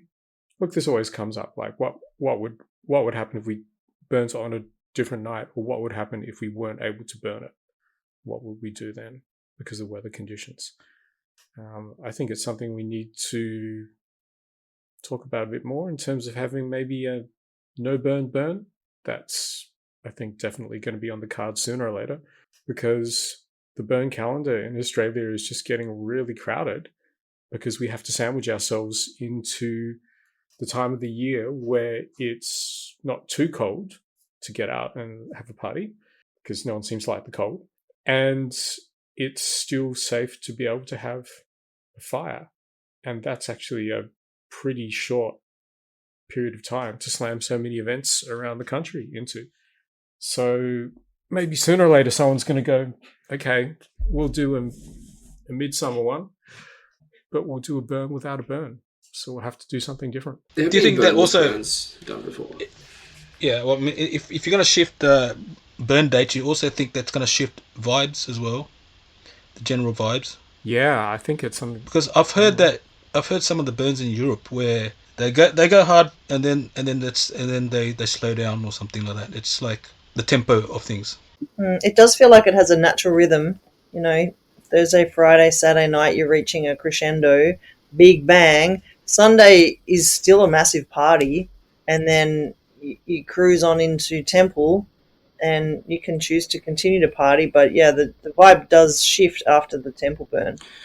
For sure. Having the Temple on the last night is it feels very appropriate to me, given that it's a time for reflection and a time for it feels like it should be at the closing of a chapter, and so like having it on the last night is perfect then, because everyone's already sort of naturally starting to wind down and change gears towards the end of the time. And a lot of people leave on Sunday as well before the Temple too, right? Like they do, and that's I guess that's the thing where ideally people should stay, because it's a beautiful thing, beautiful experience. But yeah, some people do have to leave because of the real world. Yeah. I like the current structure of it. I mean, it has a nice flow, and I can pace myself. I kind of know what to expect, and it has a natural rhythm to it. But there are other events, and it would be fine to do it, to mix it up a bit. I like the idea of having more art burns on the Thursday and the Friday. that's cool. But I recognise that there's some limitations around that. It was a good testing ground for this year, though. I thought it went well. Mm. There's a little bit of crowd behind that as well, so people got to see it. Well, the art burn on the Friday. Yeah. That was the same time as when the cinema was on. Yes. When I was holding the cinema, so I just ducked out and saw a little bit of it. It was pretty cool. So yeah, definitely we need to encourage more of that if we can, if the law permits, if the weather permits. I'm always amazed at how sensible everyone is on the Sunday night after the temple burns. Like, is it just that people are like, okay, party's done, everyone's thinking ahead to, got to drive home tomorrow, going to have an early night, going to take it easy? Is that what happens? Is there just like a collective mass sensibility that settles down everyone, or is everyone just shagged? Because after the temple burn, I'm always like, wow, everyone has like called it early. Like it turns into quiet town. Everything gets quiet very quickly. What's behind that? Is everyone just shagged, or is everyone... Could be that they've run out of steam, or maybe just someone hasn't programmed a killer party on the Sunday night yet, because that is the big gap in the schedule. There's not much happening. There was definitely some dance, some sound stages going off, some sound camps going off on late Sunday, from what I remember. There was still a bit of a party vibe, although like you said, if everyone is sensible, everyone is doing the appropriate thing. Is to get some rest. What surprised me was how clean people were. So as you would imagine, there would be a lot of dirty hippies out there in the paddock. But I was part of doing the LNT. Burners aren't hippies, and hippies aren't burners. How was your time? It was sort of funny describing burners as hippies. All right, here we go. Excellent.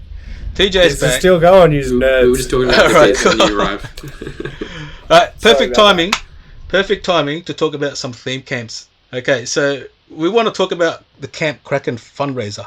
Give us a bit of backstory to that. And we also got a new jingle because of you, Hotwire. Thank you. Yay. Yeah, so the fundraisers are awesome, and whenever I'm drunk at home, the old credit card comes out. Yeah, so there was a couple of things. Supporting theme camps is just so important. Like, they need so much money and so much time, and then to see them do those auctions are always a wonderful thing, because you just like the artist who made the jingle, and then someone who put the thought into the swag, and then other people from the community like Maddox putting in their skills and their energy. It's just such a wonderful thing. And then I always try and I don't need the things, except I wanted the trinkets, the them gold medallions. But they just give them back to people, because I just barged in and was like, I want it. I want all the things. Here's the money. And then just give it to whoever needs it or wants it, or whoever comes second, because they didn't win. So what's your connection with the submarine? So I think one of my first seeds, Camp Kraken, before they had the sub, I think I was on a ranger shift, and I just walked in and they were having a big camp meeting or something. I just sat down and I was watching these amazing people who were running it just give really awesome briefs and really be super positive and awesome and inspire everyone. And I just thought it was really rad, and it resonated with me. And then over the years, DJ on Kraken for Sideburn, that was really awesome. And it's just a rad thing. The sub is so fun whenever it kicks along. And because they don't always just play deep house. You know what I mean? They're playing random crap when they went past the Ranger Hut at Underland there, and they're just rad humans. And if you stuck your head inside the K-sub, it is beautiful. There is so much tech nerd wizardry going on in there. And there's multi-levels too. You can keep on climbing. Yeah. Up to the periscope. Yeah, and they just tick all the boxes as far as they've got all their ushers, and it just works, and everyone who's on it is just having such a blast. I think we were talking about new people earlier, and I always try and do the gate shift in the afternoon of day one. So when the gates open, I'll try and do that afternoon sunset shift, because it's just everyone's getting there to site as the sun's going down. They're exhausted, they're fired up, and I met a couple of new guys. And there was a couple of dudes, mates, and one guy was experienced burner, and he was already shit-faced by the time they got to the gate, and his mate was just like deer in the headlights. And then, of course, he met us at the gate, and there was greeters there, and we made him ring the gong and whatnot. And he was just like, wow, what? And then a couple of days later, I see him on top of the cake, so I'm having the best time ever, waving and hollering. So, Yeah, it's super awesome. I love the case up. Those humans are awesome, and I love a good auction too. Because I'm so glad I got to see the thanks sub. for winning that bid. Yeah, and so once I won, because I saw that they were going to make a song. Like I have no need for a song, but then I was like, hey, you guys need a jingle, so hit them up. And said, We do. "Make a jingle." We've been talking about it since day one. I think we wanted some community contribution, so this was perfect. This was right on the money. Thank you. Yeah, you're welcome. Yeah, and it's the last hurrah this year. They're like, the last that's hurrah. right, Yeah, the Camp Kraken. Yeah. Have they figured out what they're doing with it? Are they going to trash it or deconstruct sell it? I think. Or...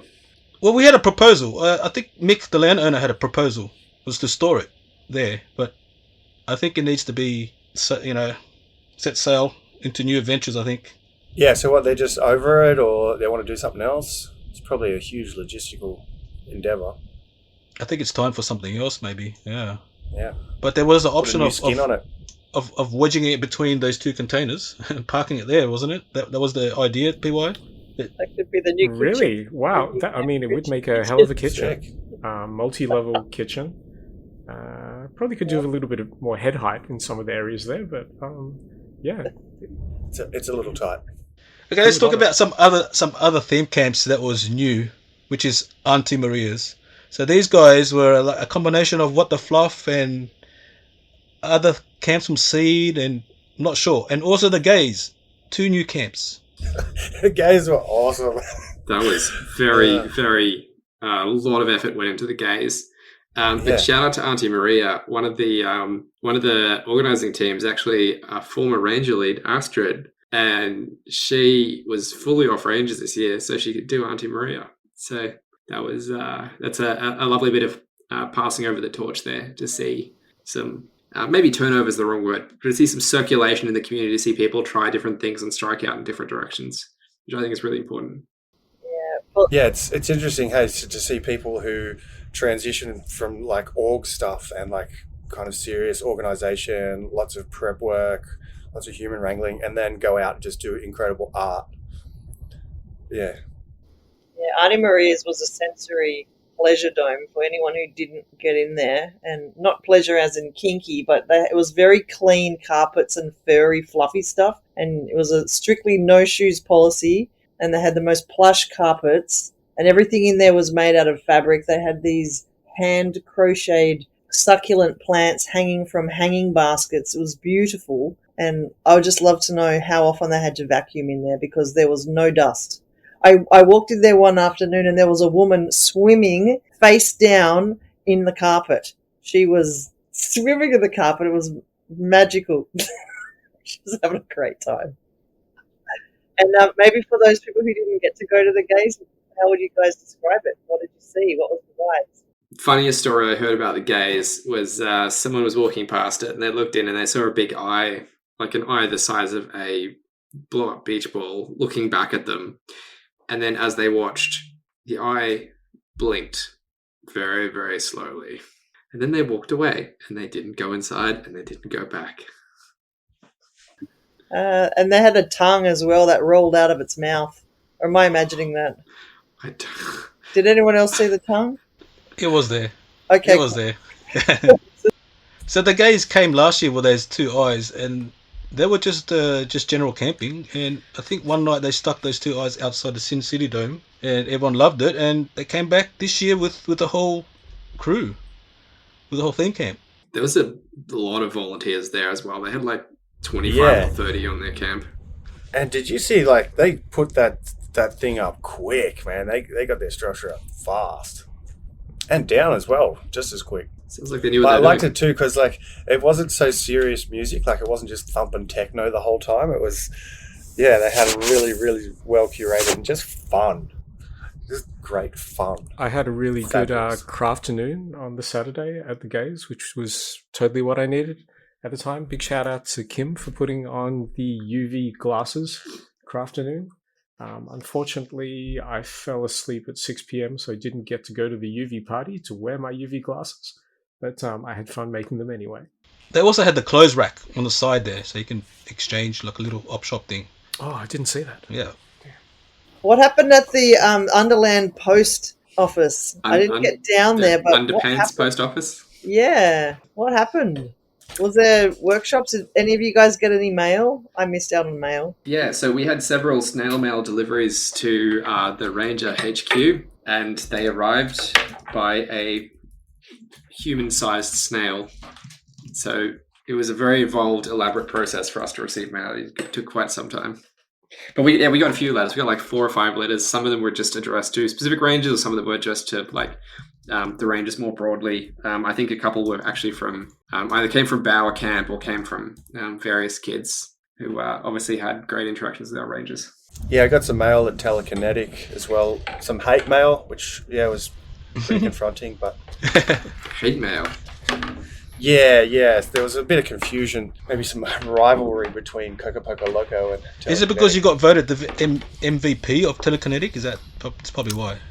Oh, look, I couldn't talk about that because it might bump me up into a high tax bracket. But, yeah. No, it's good to see. There's like a nice bit of fuckery, but the Underpants posts is awesome. I really like the postcards that they were putting out too. That was sweet. Yeah, there was a lot of love for Rangers, for Sandfolks, and Spam. I saw some of the letters there. It was pretty cool. Is it true that the saloon doors at Coco went for a walk one night? Yeah, well, that was the story, and I think where that's the confusion popped up because they ended up at Telekinetic, and we have no idea how they got there. But you guys already have a door as well. Possession is 9/10 of the blame, so. But yeah, it's funny. Those Coco Poco Loco, that skull, it sees everything with its big googly eyes. You can't get anything past it.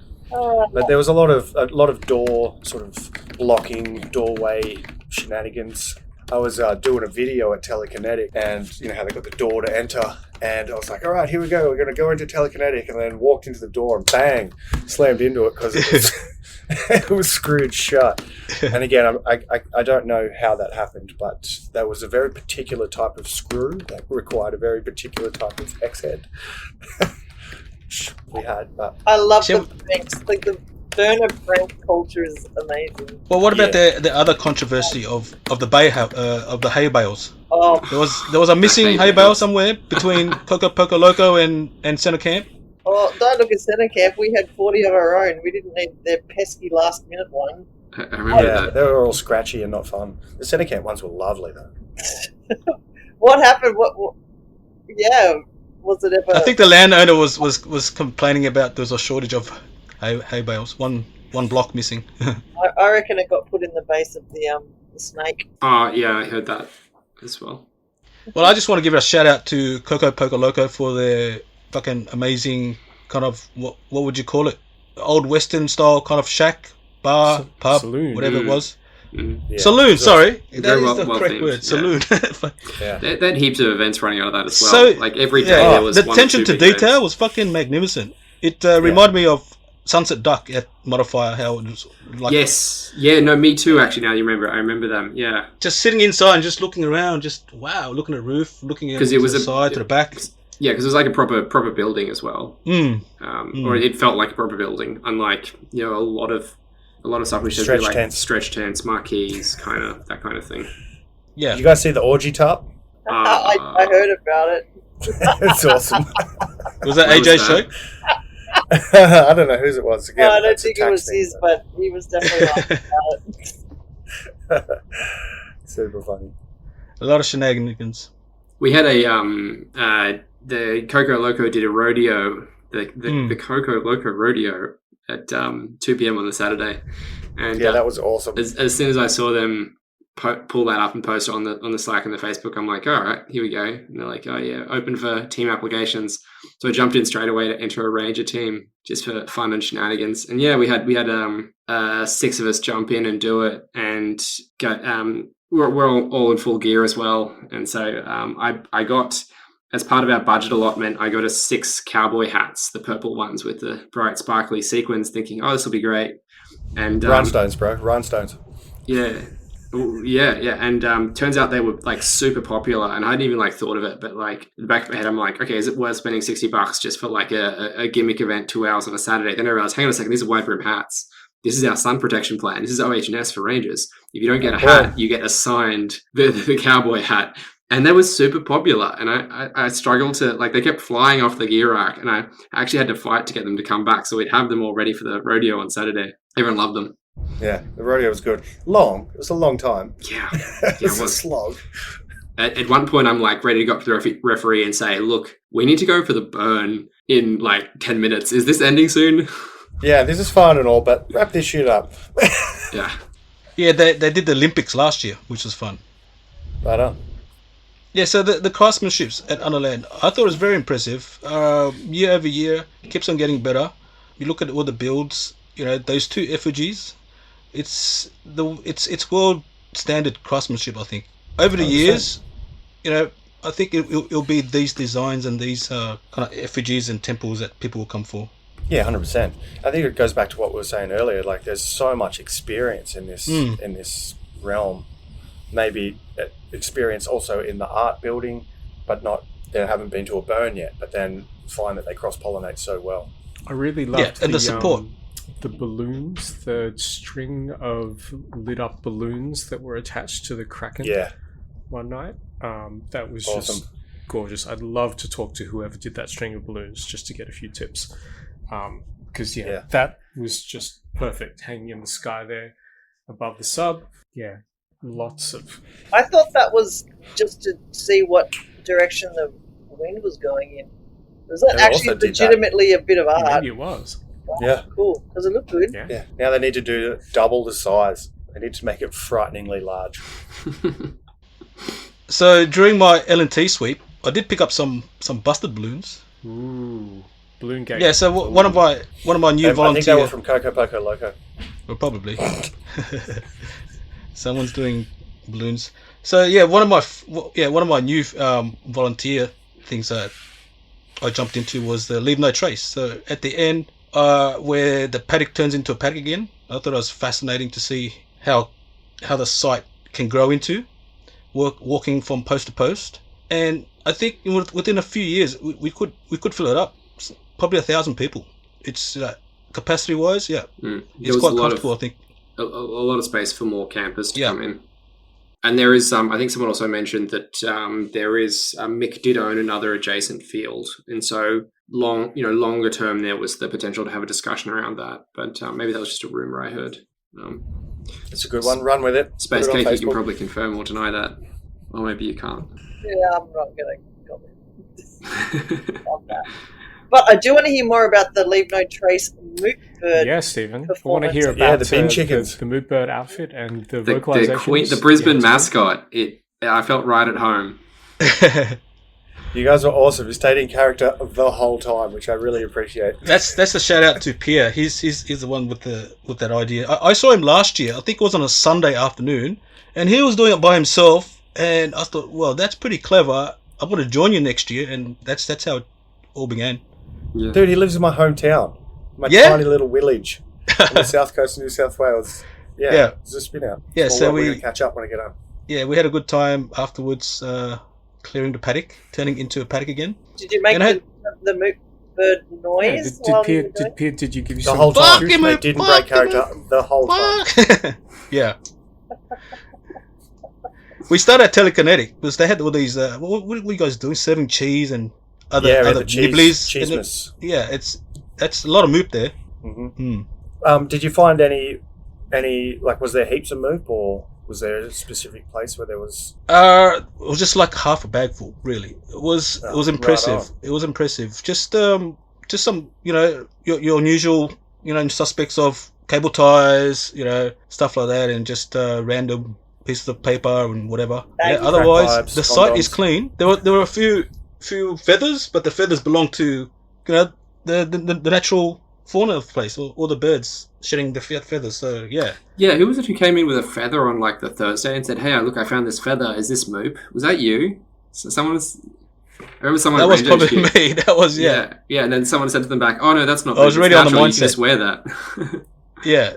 How did the lost property end up, Miles, in the end? How much stuff have you got? Fair bit. From memory, there was about 3-ish tubs worth. It turned out to be easier to deal with than I expected, but that's only because Sophie volunteered to take it off my hands, and then she passed it on to Dan. So we documented and photographed it pretty heavily. Photos were mostly all posted, and then there was a bit of kerfuffle with. So I posted between Sophie and I, we posted all the photos to the Slack, and there was one or two notices put on the Facebook as well. A lot of inquiries coming through Facebook, some coming through Slack and elsewhere, and a lot of people saying, where's this, where's that? Some of the feedback I've been getting has been about multiple sort of platforms being an issue, and that was one of the complications with the lost property as well, that people weren't on the Slack, but were told to go to the Slack, or were going to the Facebook and asking for it. It's on my to-do list to sort of chase up and see how much is actually left, because I had a pretty strong gut feeling that there was going to be an absolute arseload of lost property which would go unclaimed. I'm curious, what was the majority? What was the biggest piece of lost property? Like, was it water bottles that were left behind? It's usually water bottles, what are people losing? The bulkiest item was things like jumpers and jackets. In terms How do you of lose your clothes? I'm sorry, but it's cold. Well, you put things down when there's lights and flame, and then people are 10 taking minutes clothes later, off it's and dark. putting clothes on, and or like taking them off to dance, and because so the definitely in the dome it got pretty very cozy. I think there's probably water bottles were the single most frequent item, but like there was a couple of earrings that made it in there as well, and like one interesting thing that happened was that there was a steady flow of people, like literally almost from the Thursday or Friday, coming in saying, "Oh, I've lost this, have you found it?" And more often than not, we actually would have it there, which was really nice to see, that there was a fairly steady turnover of lost property going back to its owners. But yeah, the other thing was obviously the confusion around who actually had lost property, and the two separate lost properties that existed for a while. And then someone made a decision to send it all to Ranger HQ, but then not all of it was moved, and someone put lost property on top of the sign at Centre Camp that said, "Send your lost property to Ranger HQ." No. And so it still kept piling up. those signs going, "Oh, we don't want it here, send it over there," and then someone's completely ignored it.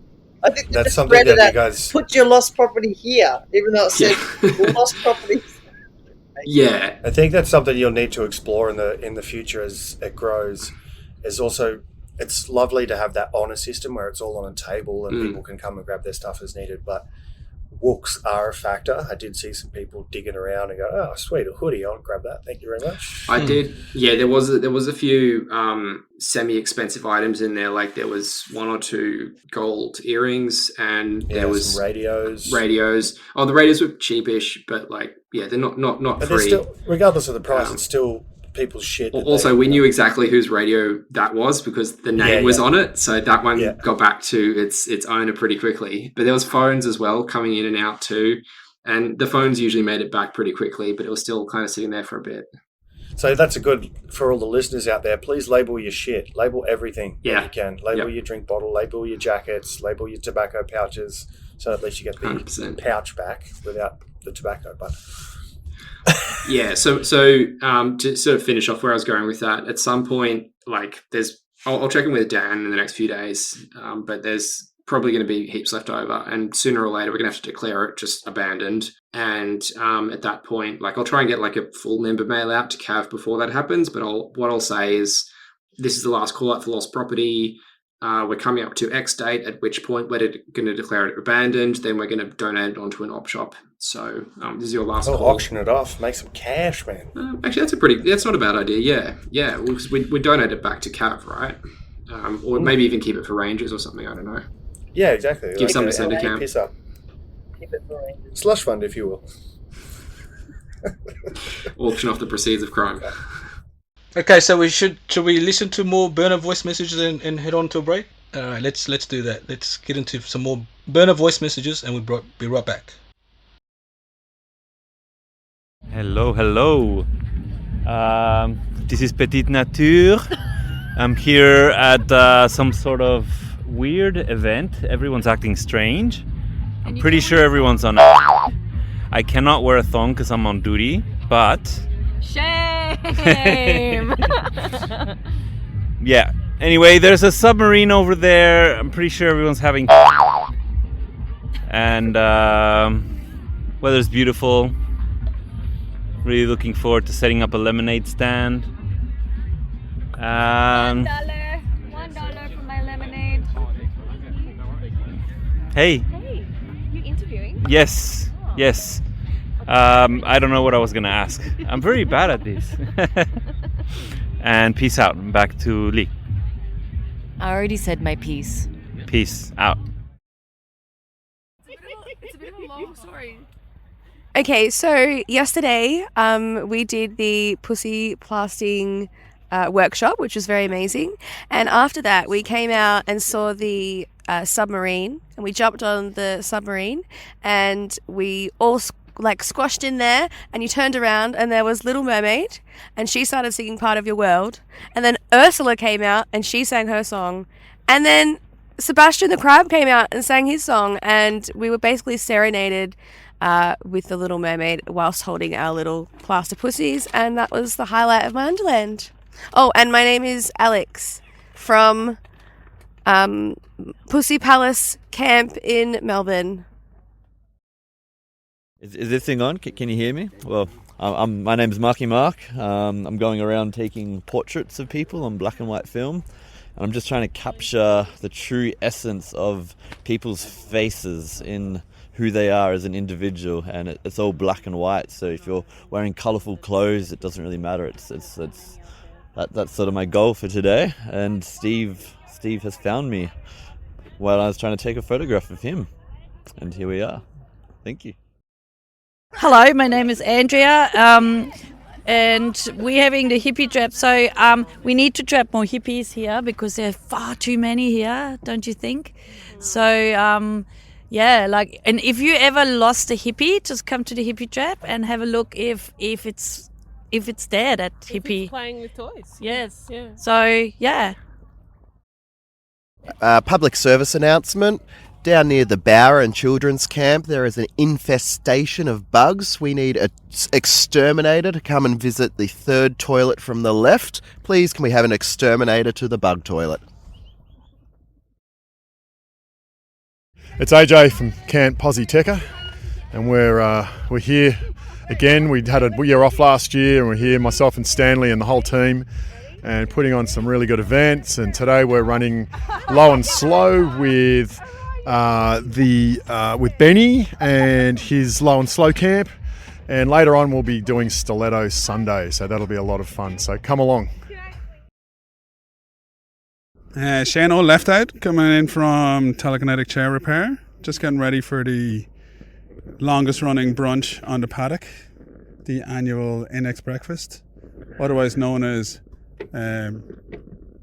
Belt's bedpost and breakfast.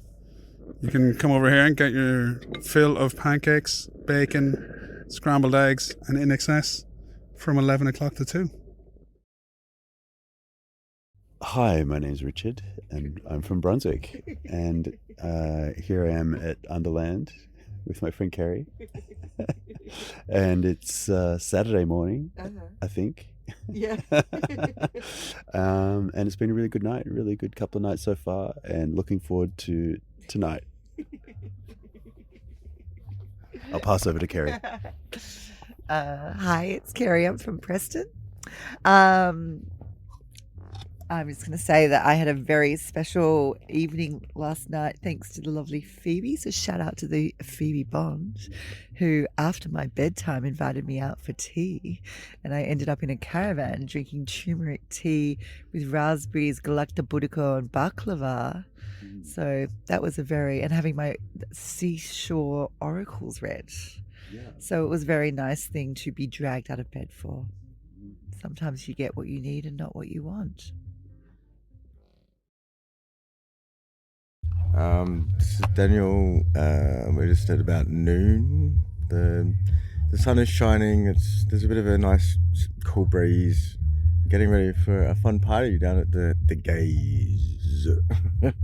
It's going to be the Sunday service.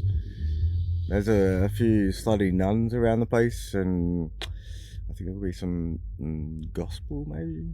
Yeah, other shenanigans. So yeah. You can hear the beats pumping already, so we better get ready for the afternoon. Hey, I'm Spacetime. We just set up a piece of art called the Dodeca, which is like half a dodecahedron drome. It was cool, but unfortunately it wasn't structurally too sound. So it started off as a dodecahedron, then as the days went past, turned into a turtle, and then turned into the lowest state of entropy. But still the LEDs kept twinkling, which was lovely. But had a fantastic Underland. Thanks all. Bye. And we're back. Okay, we're back. Okay, TJ, what was your highlight of Underland? Obviously seeing the Rangers and just seeing how awesome that team operated. Yeah, it's just seeing like some old faces, some new faces as well, but just seeing like how the evolution of the manuals, the training and everything is going. There's obviously always room for improvement. That was really awesome. Working with Benji and the fire crew, I really dug how he'd structured his shifts of being like 7 hours and then that's it, generally just one shift. I thought that was really good and a really sustainable thing. PY, seeing your speech about culture between the departments, where traditionally there's been some like friendly rivalry, which sometimes goes into animosity or antagonism or whatever. But seeing you change that in just such a lovely and wonderful way, I think was really quite inspiring. The Sandman team, that was really good as well. So, I sort of kicked off the Sandman in Australia many years ago, contacted the Black Rock City Rangers, got their manuals, crafted our manuals after them, so that we're all on the same page and you can go burn to burn and it's all basically the same. There might be some different titles and different colours and whatever, but it's all the same. So that was really awesome. And because I hadn't been involved in the leadership part of it at Underland or even the organising or anything, being able to just jump in there and take over the lead and seeing that everyone read the manual, they'd done it before, it was a very easy process. The call signs were all the same. That was really good. It made it really super professional, which I think is important, especially like for external stakeholders to come in and have a see that we're all, dressed the same, we're sharp, we're responding, we're very active, etc., and keeping people safe. That was a massive highlight for me. I would like to stop doing it in the past because I've had my back to pretty much every effigy or temple for the last sort of 10 years in the Aussie sphere. What else? Highlights. Playing the Positeka sound rig. That was amazing. Really enjoyed that. Which night was that? That was Friday night, 8 o'clock. I put a link in my... it's recorded up on SoundCloud. But that sound system of AJ's, it's just incredible. It's the biggest on the paddock. Yeah, but it's clean as a whistle as well. And if you play good quality audio files through it, it's just, you don't get that ear fatigue. It's just beautiful. Working with Telekinetic again, I hadn't camped with those guys for a good few years, so that was awesome to go back to them. They're just such rad people. Super funny and sharp and always riffing constantly and just doing rad shit. I think that was the biggest thing, obviously seeing all the homies from Seed back in the day just doing their thing as well at Underland. Everything just worked. Like if you turned up for your gate shift, bang, here's the ticket thing, here's the fire, here's the fuel for the Jenny, there's the shitter. Get the people through, make it exciting and fun. So that was good. Yeah, what you mentioned about, so when I went around collecting these burner messages, some of the themes that people were talking about was how easy of a transition or easy of an entry for returning burners. Like they haven't been since 2019 or they've been away overseas and they've just come back into the burner community in Australia, and they were surprised at how easy and effortlessly it was for them to integrate and be a part of it and feel like at home again. Yeah. So that was special. Yeah, for sure. I mean, as I was saying, all the people who are running it and doing theme camps and all that kind of stuff, they've been around the game for a while. It's, it's not rocket surgery. All the systems are in place and all you got to do is just get there and do your art, just figure it out. It's, you're going to go through the full myriad of emotions of things not being on time or breaking or, clashes. On that note, there is, I think, having a better handle on the... So you're just buzzing there. Oh. Unplug your power. How's this? Boom. Is this better? Yep, that's fixed it. Yep. Wow. Okay. I hate that. Oh, hold on. It's back on. Hold on. Oh, the buzz is good. Okay. I'm not sure that's me buzzing. I'm not getting any levels here. I think you're good now. Or maybe it is. Okay. Anyway.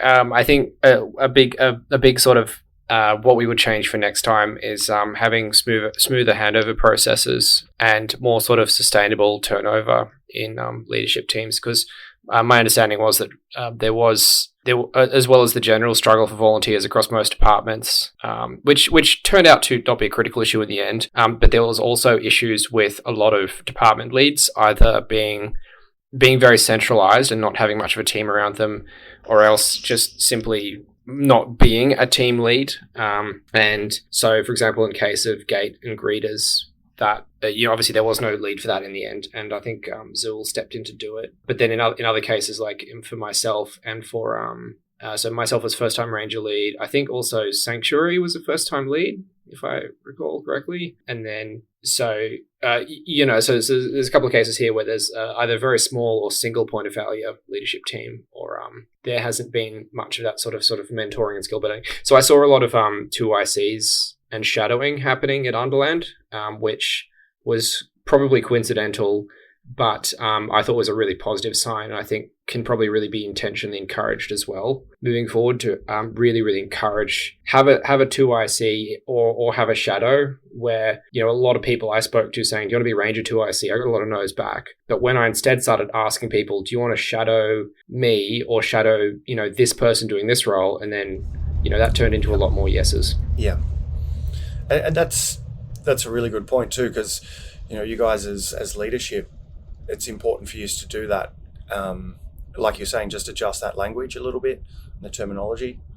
Whereas it going from delegating to supporting, instead of having your feet pointing at each other, have them pointing in the same direction. If that makes sense. And the shadowing is a wonderful thing, especially like as you grow and get bigger.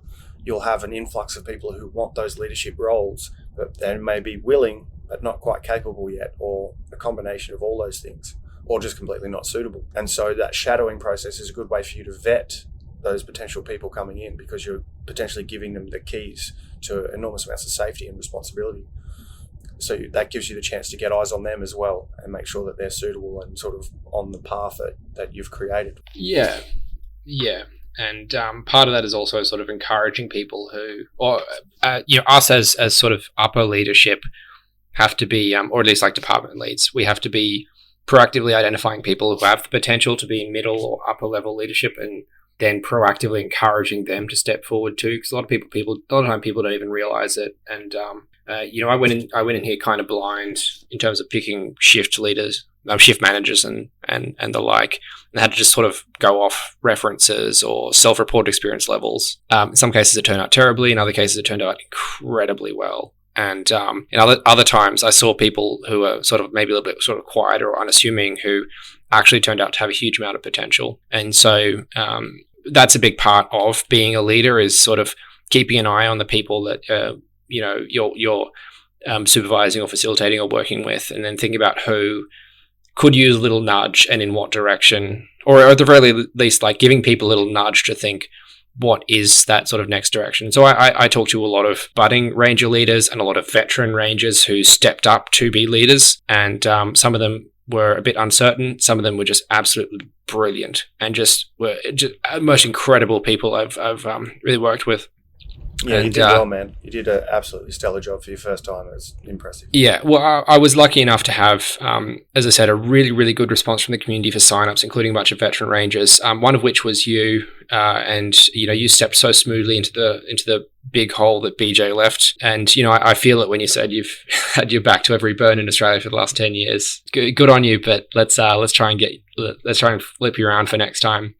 Yeah, I think also, it was especially with the Sandmen as well, and then the perimeter rangers, when you started doing the call outs in the morning or the previous day, because you potentially didn't have formal online signups prior. But once that call went out, and because we're all in different camps and people understand the enormity and the sheer need for those positions, heaps of people from Telekinetic came in. I think we had 2 or 3 people come in from Telekinetic. They were like, yep, cool, I'm happy to do it. I'd like to do it. I've never done it. And they were able to come in because they had so much exposure to the systems. They were able to really step in very easily. And I think maybe that's something you can think about in the future, is those off-site trainings are a really good opportunity for you to have that engagement and identify those people, and then have them self-identify, like, hey, I can fill this gap, or I pick up the process, I can jump in here. They're really, really good because you can do all that off-site. So you already have that excitement and that experience base sort of there already. So these people, when they get to site, they go, hey, I was at the training. I really understand what's going on. I can do a thing. And then also just really scaling back the amount of shifts that you put on leaders, because you can walk the fine line between someone being really keen and getting in there, but eventually they're just, people's energy levels just drop. They just, if you bung it on like I do, I bung it on the night before and then I'm hungover as fuck the next day and I turn on up shift going, oh my God, kill me. You know what I mean? Yeah, I remember that. Yeah. Yeah. And that's another big one as well, is identifying people who are clearly overcommitting to things. I always have that problem. I'm like, every hour of the day is fucking counted for, and then if anything goes awry, then that can throw out the schedule.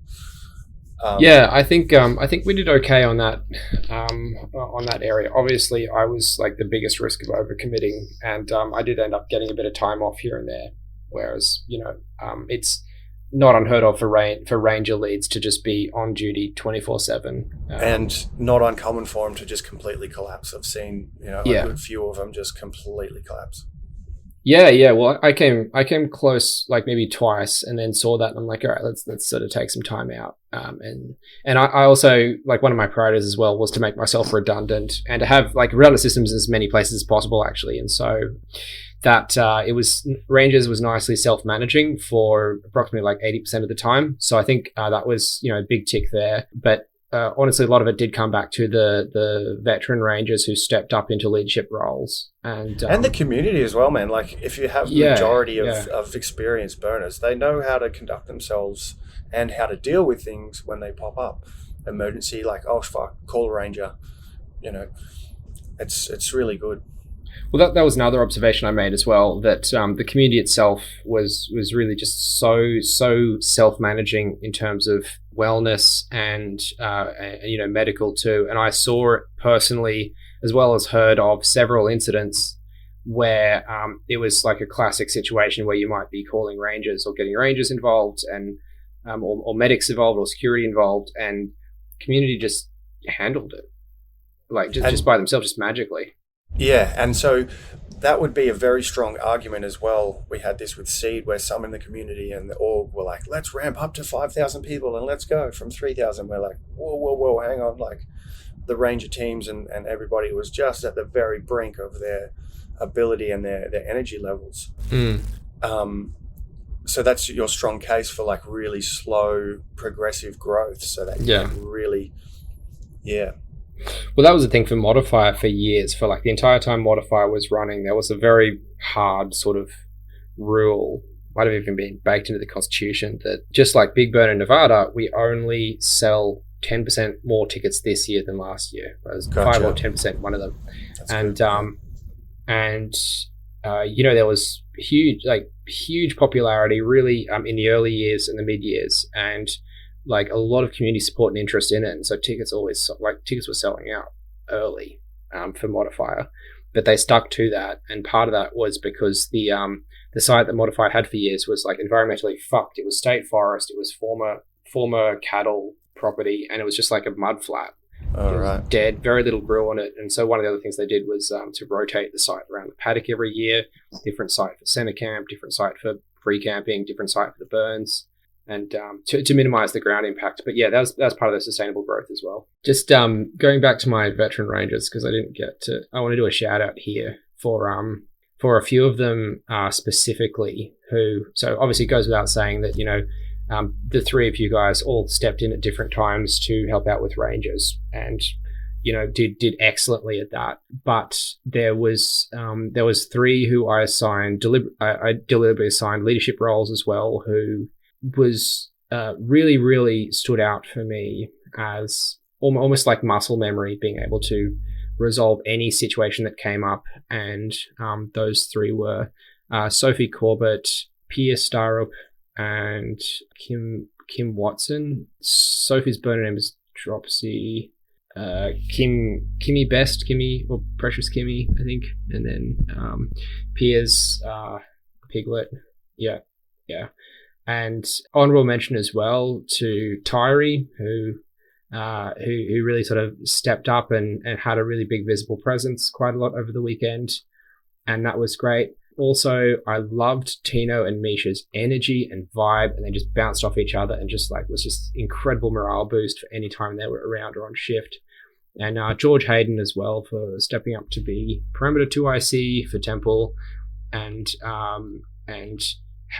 him and Alex Spolia both had some really good observations around how we can sort of adjust management and handle sort of ranger leadership, and both of them are also interested in stepping up and doing a bit more.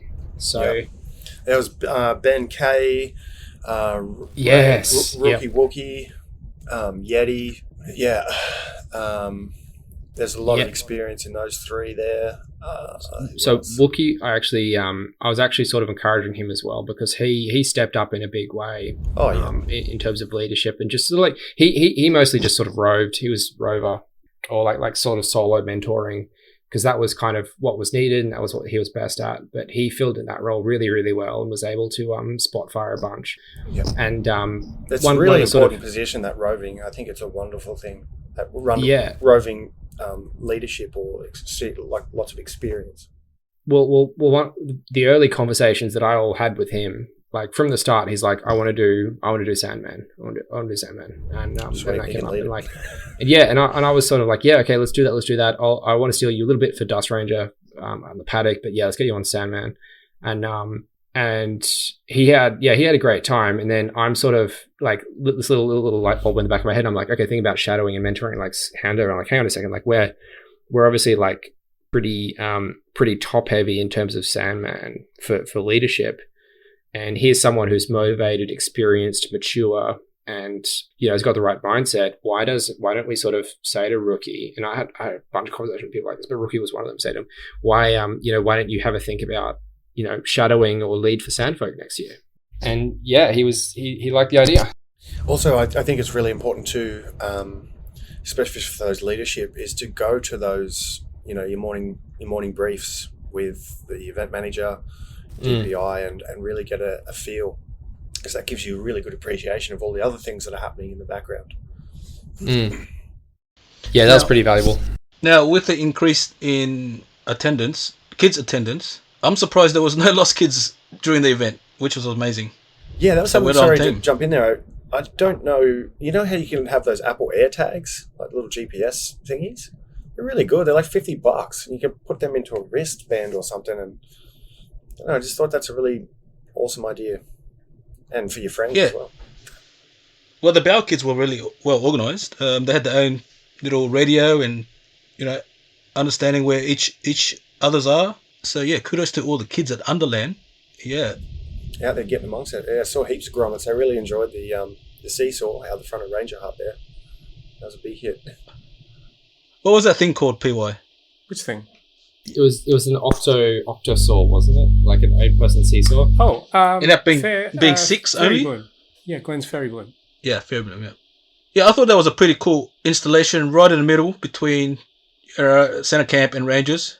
So it's pretty central. It kind of sort of like led you to the effigy, to the sound stages. What do you reckon of having like road signages or roads or I think street as you get names? bigger, it's definitely going to be a thing. Yeah, and it'll help out for the postal service too. Just going back to kids, it was really smooth and it felt like there wasn't like Vanessa did a great job. She ran a couple of events, but I think it sounds like she might be in a bit of the sort of ideating phase about what presence kids could have at Underland. Like there was the power camp was new this year, I believe, the kids camp, and most of the families end up camping there, not all of them, but most of them.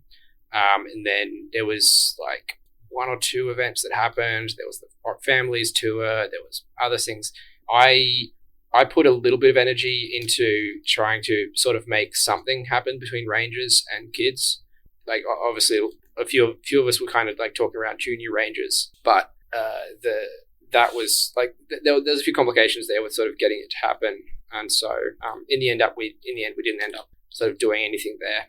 But there's like a lot of ideas from Vanessa, from a lot of parents as well, about how to sort of build on Bower Camp.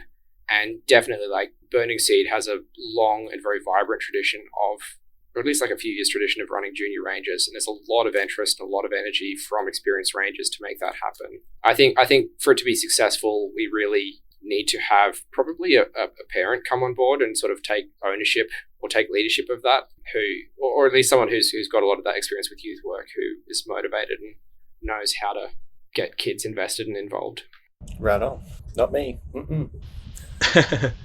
Yeah, the Bow kids they were camping in the general camping where it's supposed to be quiet camping, but I think someone stuck a bar. Someone built a bar and put it in the middle of the street there, and it just became quieter camping. So it wasn't really quiet camping. But yeah, I think the kids really need more like a place to hang out, like a theme camp or somewhere where they can make their own mess. Yeah, well, every time I dropped into Bower camp, and I did it at least once, sometimes twice a day for various things. A couple of times it was just to see Rookie for whatever shenanigans we had cooking up. But I was dropping in to see Vanessa or talk to one of the coordinators there. So also one of the ranger scavenger hunt stations was at Bower camp too, for anyone who didn't figure that out.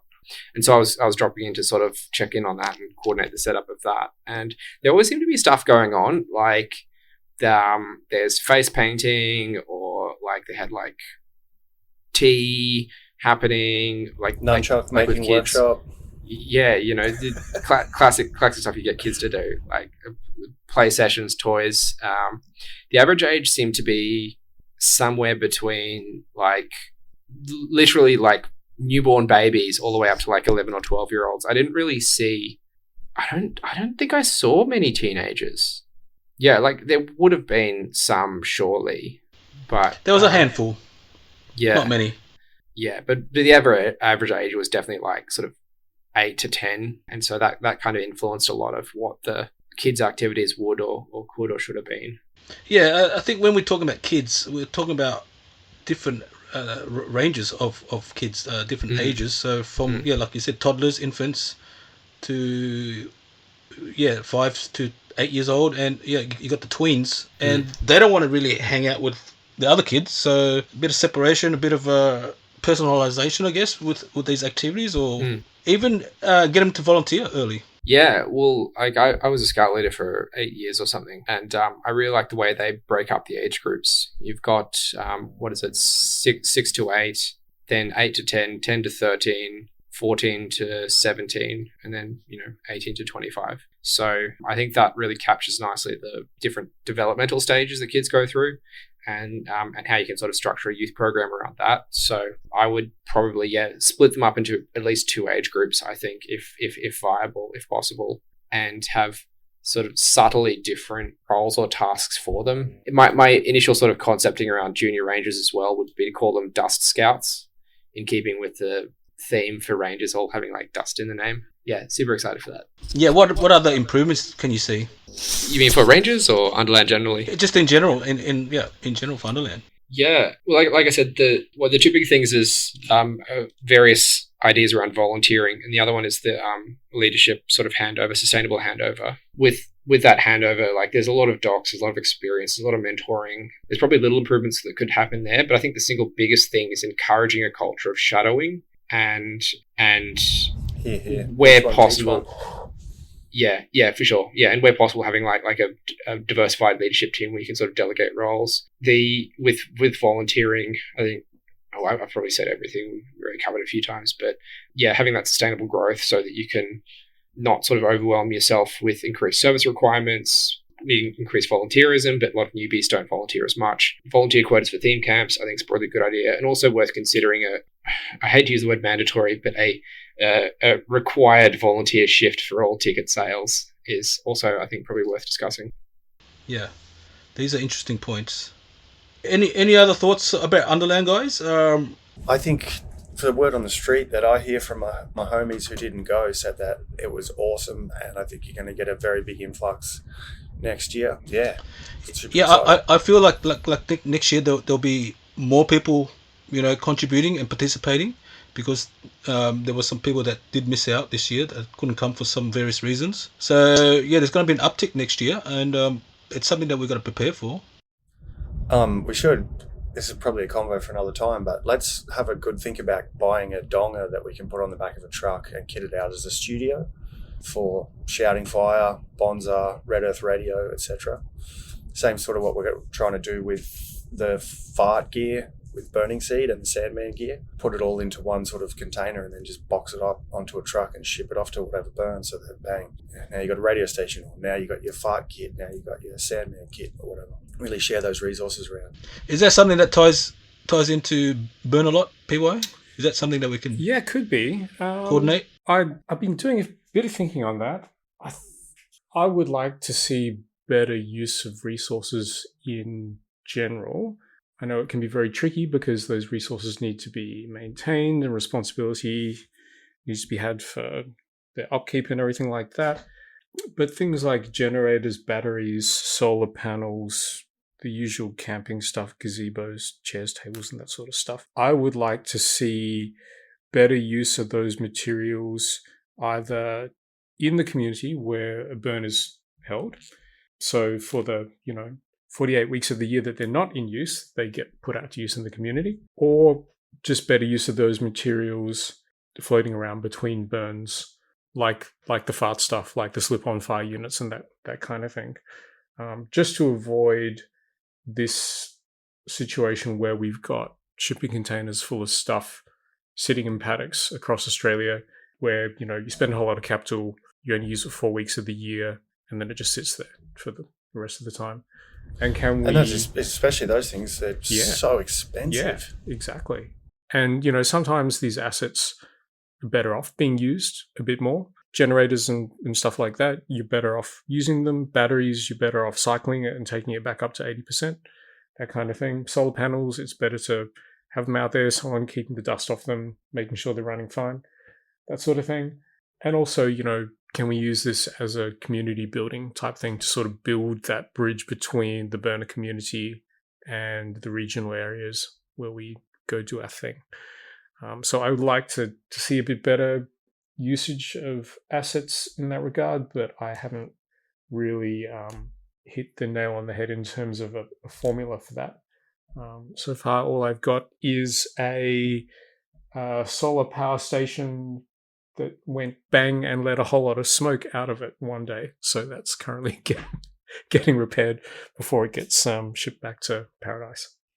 Yeah, I think that's a wonderful idea, man. Like you're saying, there's in the wider community, each sort of little burn or community might have X thing, but not Y, whereas the other community might have Y, but not X. And if that is the difference between somebody getting an event over the line, then we should 100% be supporting that. There's a similar initiative happening in ranges at the moment where some of you might be aware of Lumos's Australasian, Oceania, Australia, New Zealand Regional Burners Initiative or mailing list. And number one on the firing line there is standardizing ranger training across the entire region through a combination of like documentation and online trainings and resource sharing and stuff, with the idea that it'll be a lot smoother for rangers who have experience in existing, oceanic burns to just drop into a new burn and then know the procedures are basically going to be similar enough. But also for new leaders or new burns starting up to be like, okay, well, like here's a plug and play format you can use for burns of this size or this size or this size, with all your infra and your training and your scheduling and everything and promotion, that you can just take this and run with it to have a pretty smooth experience running ranges for the first time. Yeah, couldn't agree more. I mean, there's just so many spoke about this many years good ago. ideas out there. There was amongst all the ranges that can be shared around all the burns. The like the pager system from Third Degree. That's something that can be rolled out to a whole bunch of little burns, stuff like that. If we could just share that knowledge around, it'd be fantastic. Yeah, did those pages, did they actually get used? Did anyone test them? Oh, they got It tested does work. constantly. It was at Everyone loved them. Right. We didn't end up using them in anger, so to speak, at Underland, but they were definitely deployed and were used in that sense. And it was really nice to have that sort of backup in place as well. Big thanks. I do to, like the Dale collaboration and, between these two Liana burns for helping us out with those pages. Yeah, I do love the collaboration between those two burns, Third Degree and Underland. Both Yep, and, newish, both growing. Yes. Yeah, so I feel like this year's Underland, it's a transitional year. So the first 2 years, the first year was great. The first year, it was about forming the partnership with the landowner and the community. The second year showed to the community, to the general public, I guess, of what we're capable of doing. All the manuals and all the structures are in place. And then the third year is about the growth phase, where we're looking to do more with the landowner. And I spoke with, we had some really interesting interactions with Mick during the event, and he's saying that maybe next year he'll even camp with us. So that's how much he's become a burner now. So even if I dare to say use the F-bomb, the F word, family, I think it's going to be part of like a family now. So it was wholesome, like Beck said. Yeah. So it's growing. I'm excited for next year, Threshold, and that's what the community voted, I think, as a new theme. Well, next year the Underland may very well cross the threshold into a next category of size to make our jobs as department leaders significantly more exciting. Oh no, the threshold puns have started already. This is going to be terrible. Have we gone too far with the puns? Have we reached a qualitative new milestone? Yeah, see. Well, isn't there like a circulating joke about... What's the circulating joke about spam? What does it stand for? Oh. Everyone's got their own version. This is the tradition I want to start. I sort of started already. When you join the spam team, one of the first things you have to do is come up with your own acronym, your own explanation of what the spam acronym stands for, and then we'll stencil that and make a stencil for that and start stenciling that around site, just to spread more misinformation about what spam actually stands for. My favorite one from this year was sometimes people are meat. I like that one. I like the transhumanist representation in there. I approve. All my metal brethren unite. All right, so you guys have made some shout-outs before. Some final round of shout-outs. Some people you've probably forgotten. Who would you like to thank? Everyone, man. Shit. Yeah. Everyone's good to see the old homies again. Zool always kills it. Yeah, Benji. Who else did I interact with? I think it was Cole, the medic. Oh, man, that medic. Far out. That medic and fiery team. Shit. I don't know where you found them, but keep that shit up. That was schmick. Yeah, that's from like a safety point of view, like that just gives me warm and fuzzies to see just such a rad outfit. They're so switched on. Yeah, they've been there since the first Underland at Paradise, so it's good to see them back. It's with the flow and the continuity, makes a big difference. PY, does he, or maybe you guys know, is he just in Victoria or does he do interstate as well? And what's his price tag? Because maybe we could use that in future and see or something. I don't know, sorry, not from that neck of the woods, but I know the good thing about getting Scott is that he basically he's a one-stop shop. So he'll do your first aid and fire all in one, which is pretty handy. And he had breathing apparatus and everything. He had all the kit, that's for sure. Yeah. Wonderful thing. Who else? Yeah, all the event managers, all the site managers, all the spam crew, all the participants. Yeah, it's good fun. Kin, I think also he DJ'd for us on that gate shift. That was awesome. Thanks to all the people who gave me beers at the gate. Gifted me beers. Amazing. Yeah, thanks Miles, thanks all the Ranger team, thanks everyone. Oh, I gotta go to work, dudes. Yeah. Thanks, guys. I had a really nice to see a couple of Queensland burners come down, as well as the Rangers I mentioned before. Yeah, it was great to sort of connect and work a bit more closely with Chow as well from the Wonky Queenslander crew. Yeah, Chow's awesome. Chow's actually moving on from Wonky Queenslander. Big announcement, shock horror. That's what happens. People move on. Also nice to catch up with Erica, who coordinated Fire Enclave at Effigy, and I met her at Modifier earlier in the year, so that was a really nice connection. Shout out to the Queensland burner community. Thanks a lot. All right, thank you guys. We're gonna end it here with some more burner voice messages as we go out. So awesome to talk to you again. Oh, hang on. One last thing. Can I give my shout out too? Yeah. I think MVP on the Spam crew this year definitely has to go to Trish and Aaron. This is the first year that we've had a proper kitchen crew. So we haven't been just reheating frozen, pre-cooked food. And Trish and Aaron absolutely smashed it out of the park. The quality of the food was amazing, and they were able to cope with all the different dietary requirements like it was nothing. They just took it in their stride. It was perfectly executed, and you could see the difference that it made to the team. You know, the army marches on its stomach. And I know that everyone on Spam and everyone on the build teams, just had that much of a better time because of their fantastic work in the kitchen.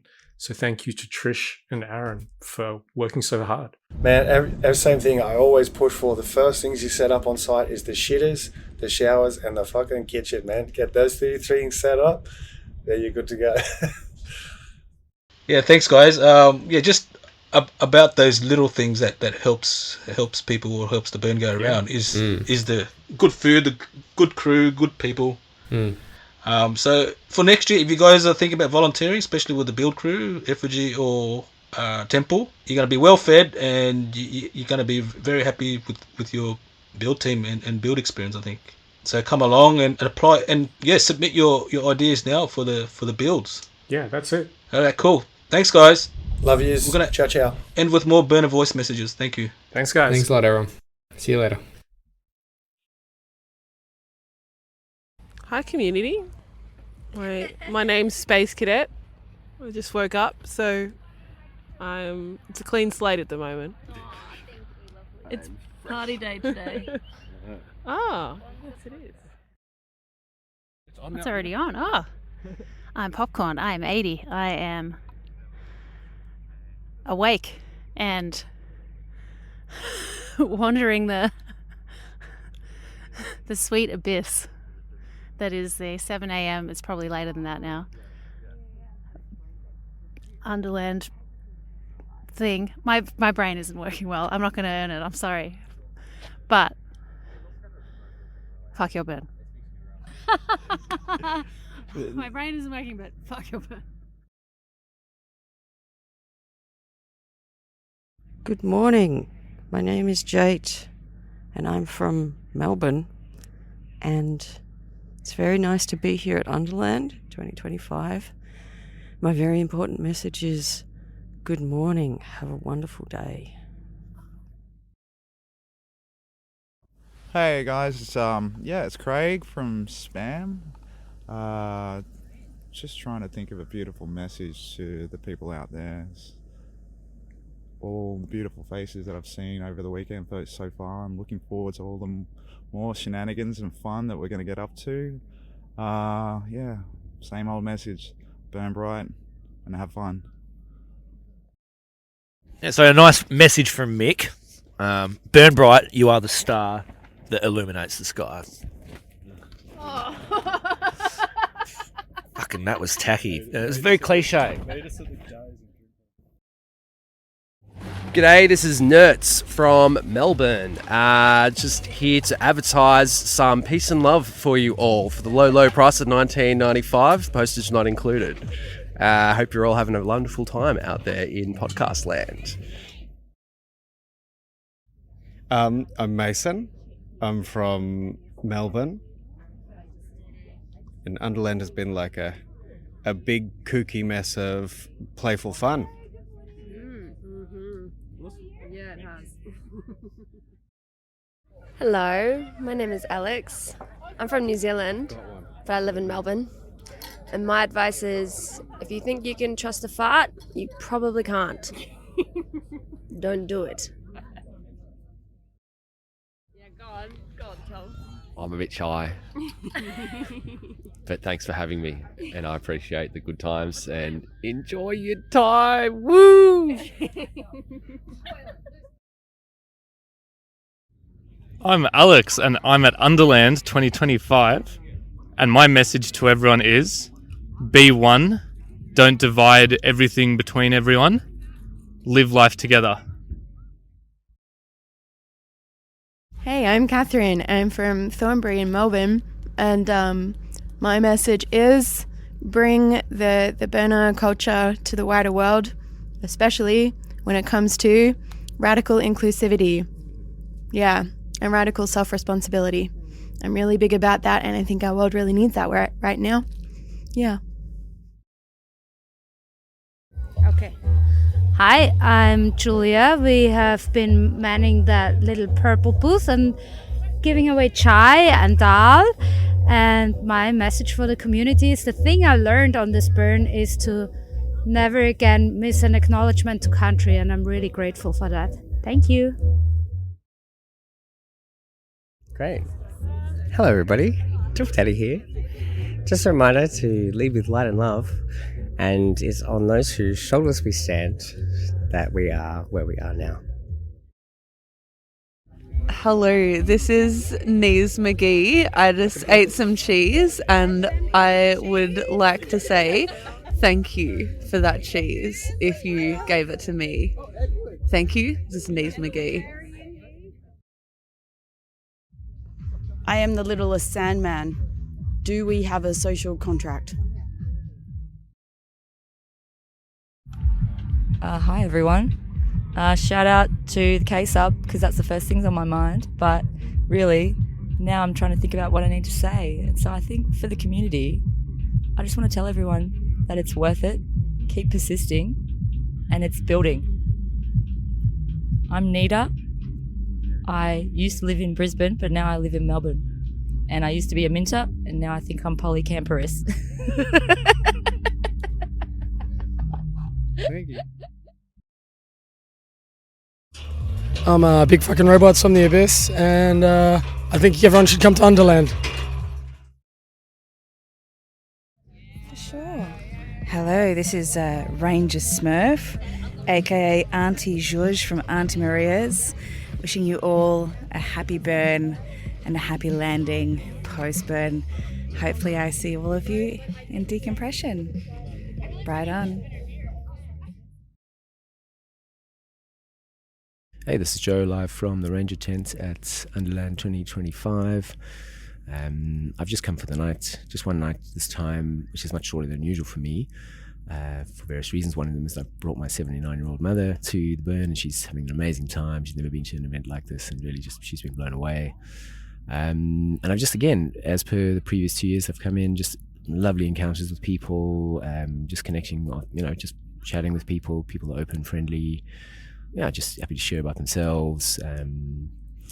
And yeah, I included a really lovely interaction with Mick, the landowner, and his wife, and just hearing about how they're going, and also their sort of commitment to this process. And yeah, man, it is such a lovely space to be in again, even if it's just briefly for me this time. Like the energy of the people, the beautiful art installations, such a lovely experience. And yeah, I guess my hope is that we can not just confine this philosophy, this way of doing things, to just this place. I think it's great that it happens and we can break away and sort of really share in this kind of community. But I think, how can we widen this out in sort of ripples that go back out to on all us? Not just like, don't do anything and then we come for Underland and then, back for the rest of the year, everything the same. It's like, how does it diffuse into other areas of our lives and sort of expand the sort of way of being together, this contributory, mutually supportive, not passive sort of participation, but really sort of active investment and contribution. And yeah, I really hope that can carry on. And I'm going to try and keep coming. I think it's a great event. I always have a good time. Always interact with wonderful people. The burns are amazing. So yeah, feeling really good that I decided to come. It was a bit touch and go. I wasn't sure if I would, but I'm really glad I have, and I'll be back. Hello, my name's Kim. I am a third-year Underlander, fourth-year burner, and my first burn was in 2018, burning seeds. I've been to the last 3 Underlands now. Yeah, I guess my message to the community would be thank you. I feel like I've gained so much from every single burn I've been to and from the community as a whole. I guess, yeah, every burn for me is a very transformative experience, and this is the first one that I've been part of the crew for. So I helped build the Effigy I helped build the Effigy, and I've been helping with Leave No Trace and Spam on Packdown as well. I also helped out with Sanctuary during the festival, and a little bit of stuff with the Gays, a new camp this year that I'm very proud of my friends for doing so well with. So yeah, big shout out to the Gays. First year camp, absolutely smashed it. Amazing dance floor, amazing vibe, ludicrous shenanigans on Sunday. Yeah, just excellent job. So many camps did so well this year though. But yeah, I just feel very grateful to be part of such a wonderful community, and I'm looking forward to continuing to be part of that and shape Underland for many years to come. Thanks everyone, and looking forward to seeing you next year.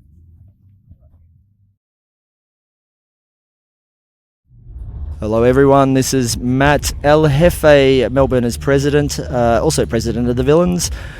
I want to say this Underland has been a massive step up.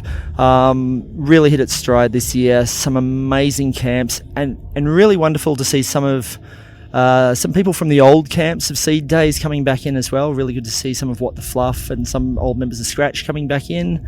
I have to say, this has been a really healing time, and makes me feel really proud of the community, and also positive for where we're going to go forward from here.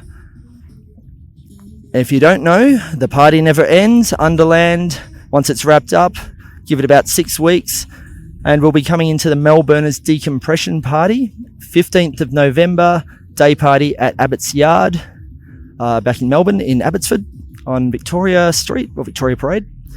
That will be a full day family friendly party. We'd love to see lots of representation of theme camps, art, and really a focus on our community. This is our first decompression in 6 years, since 2019 at Series.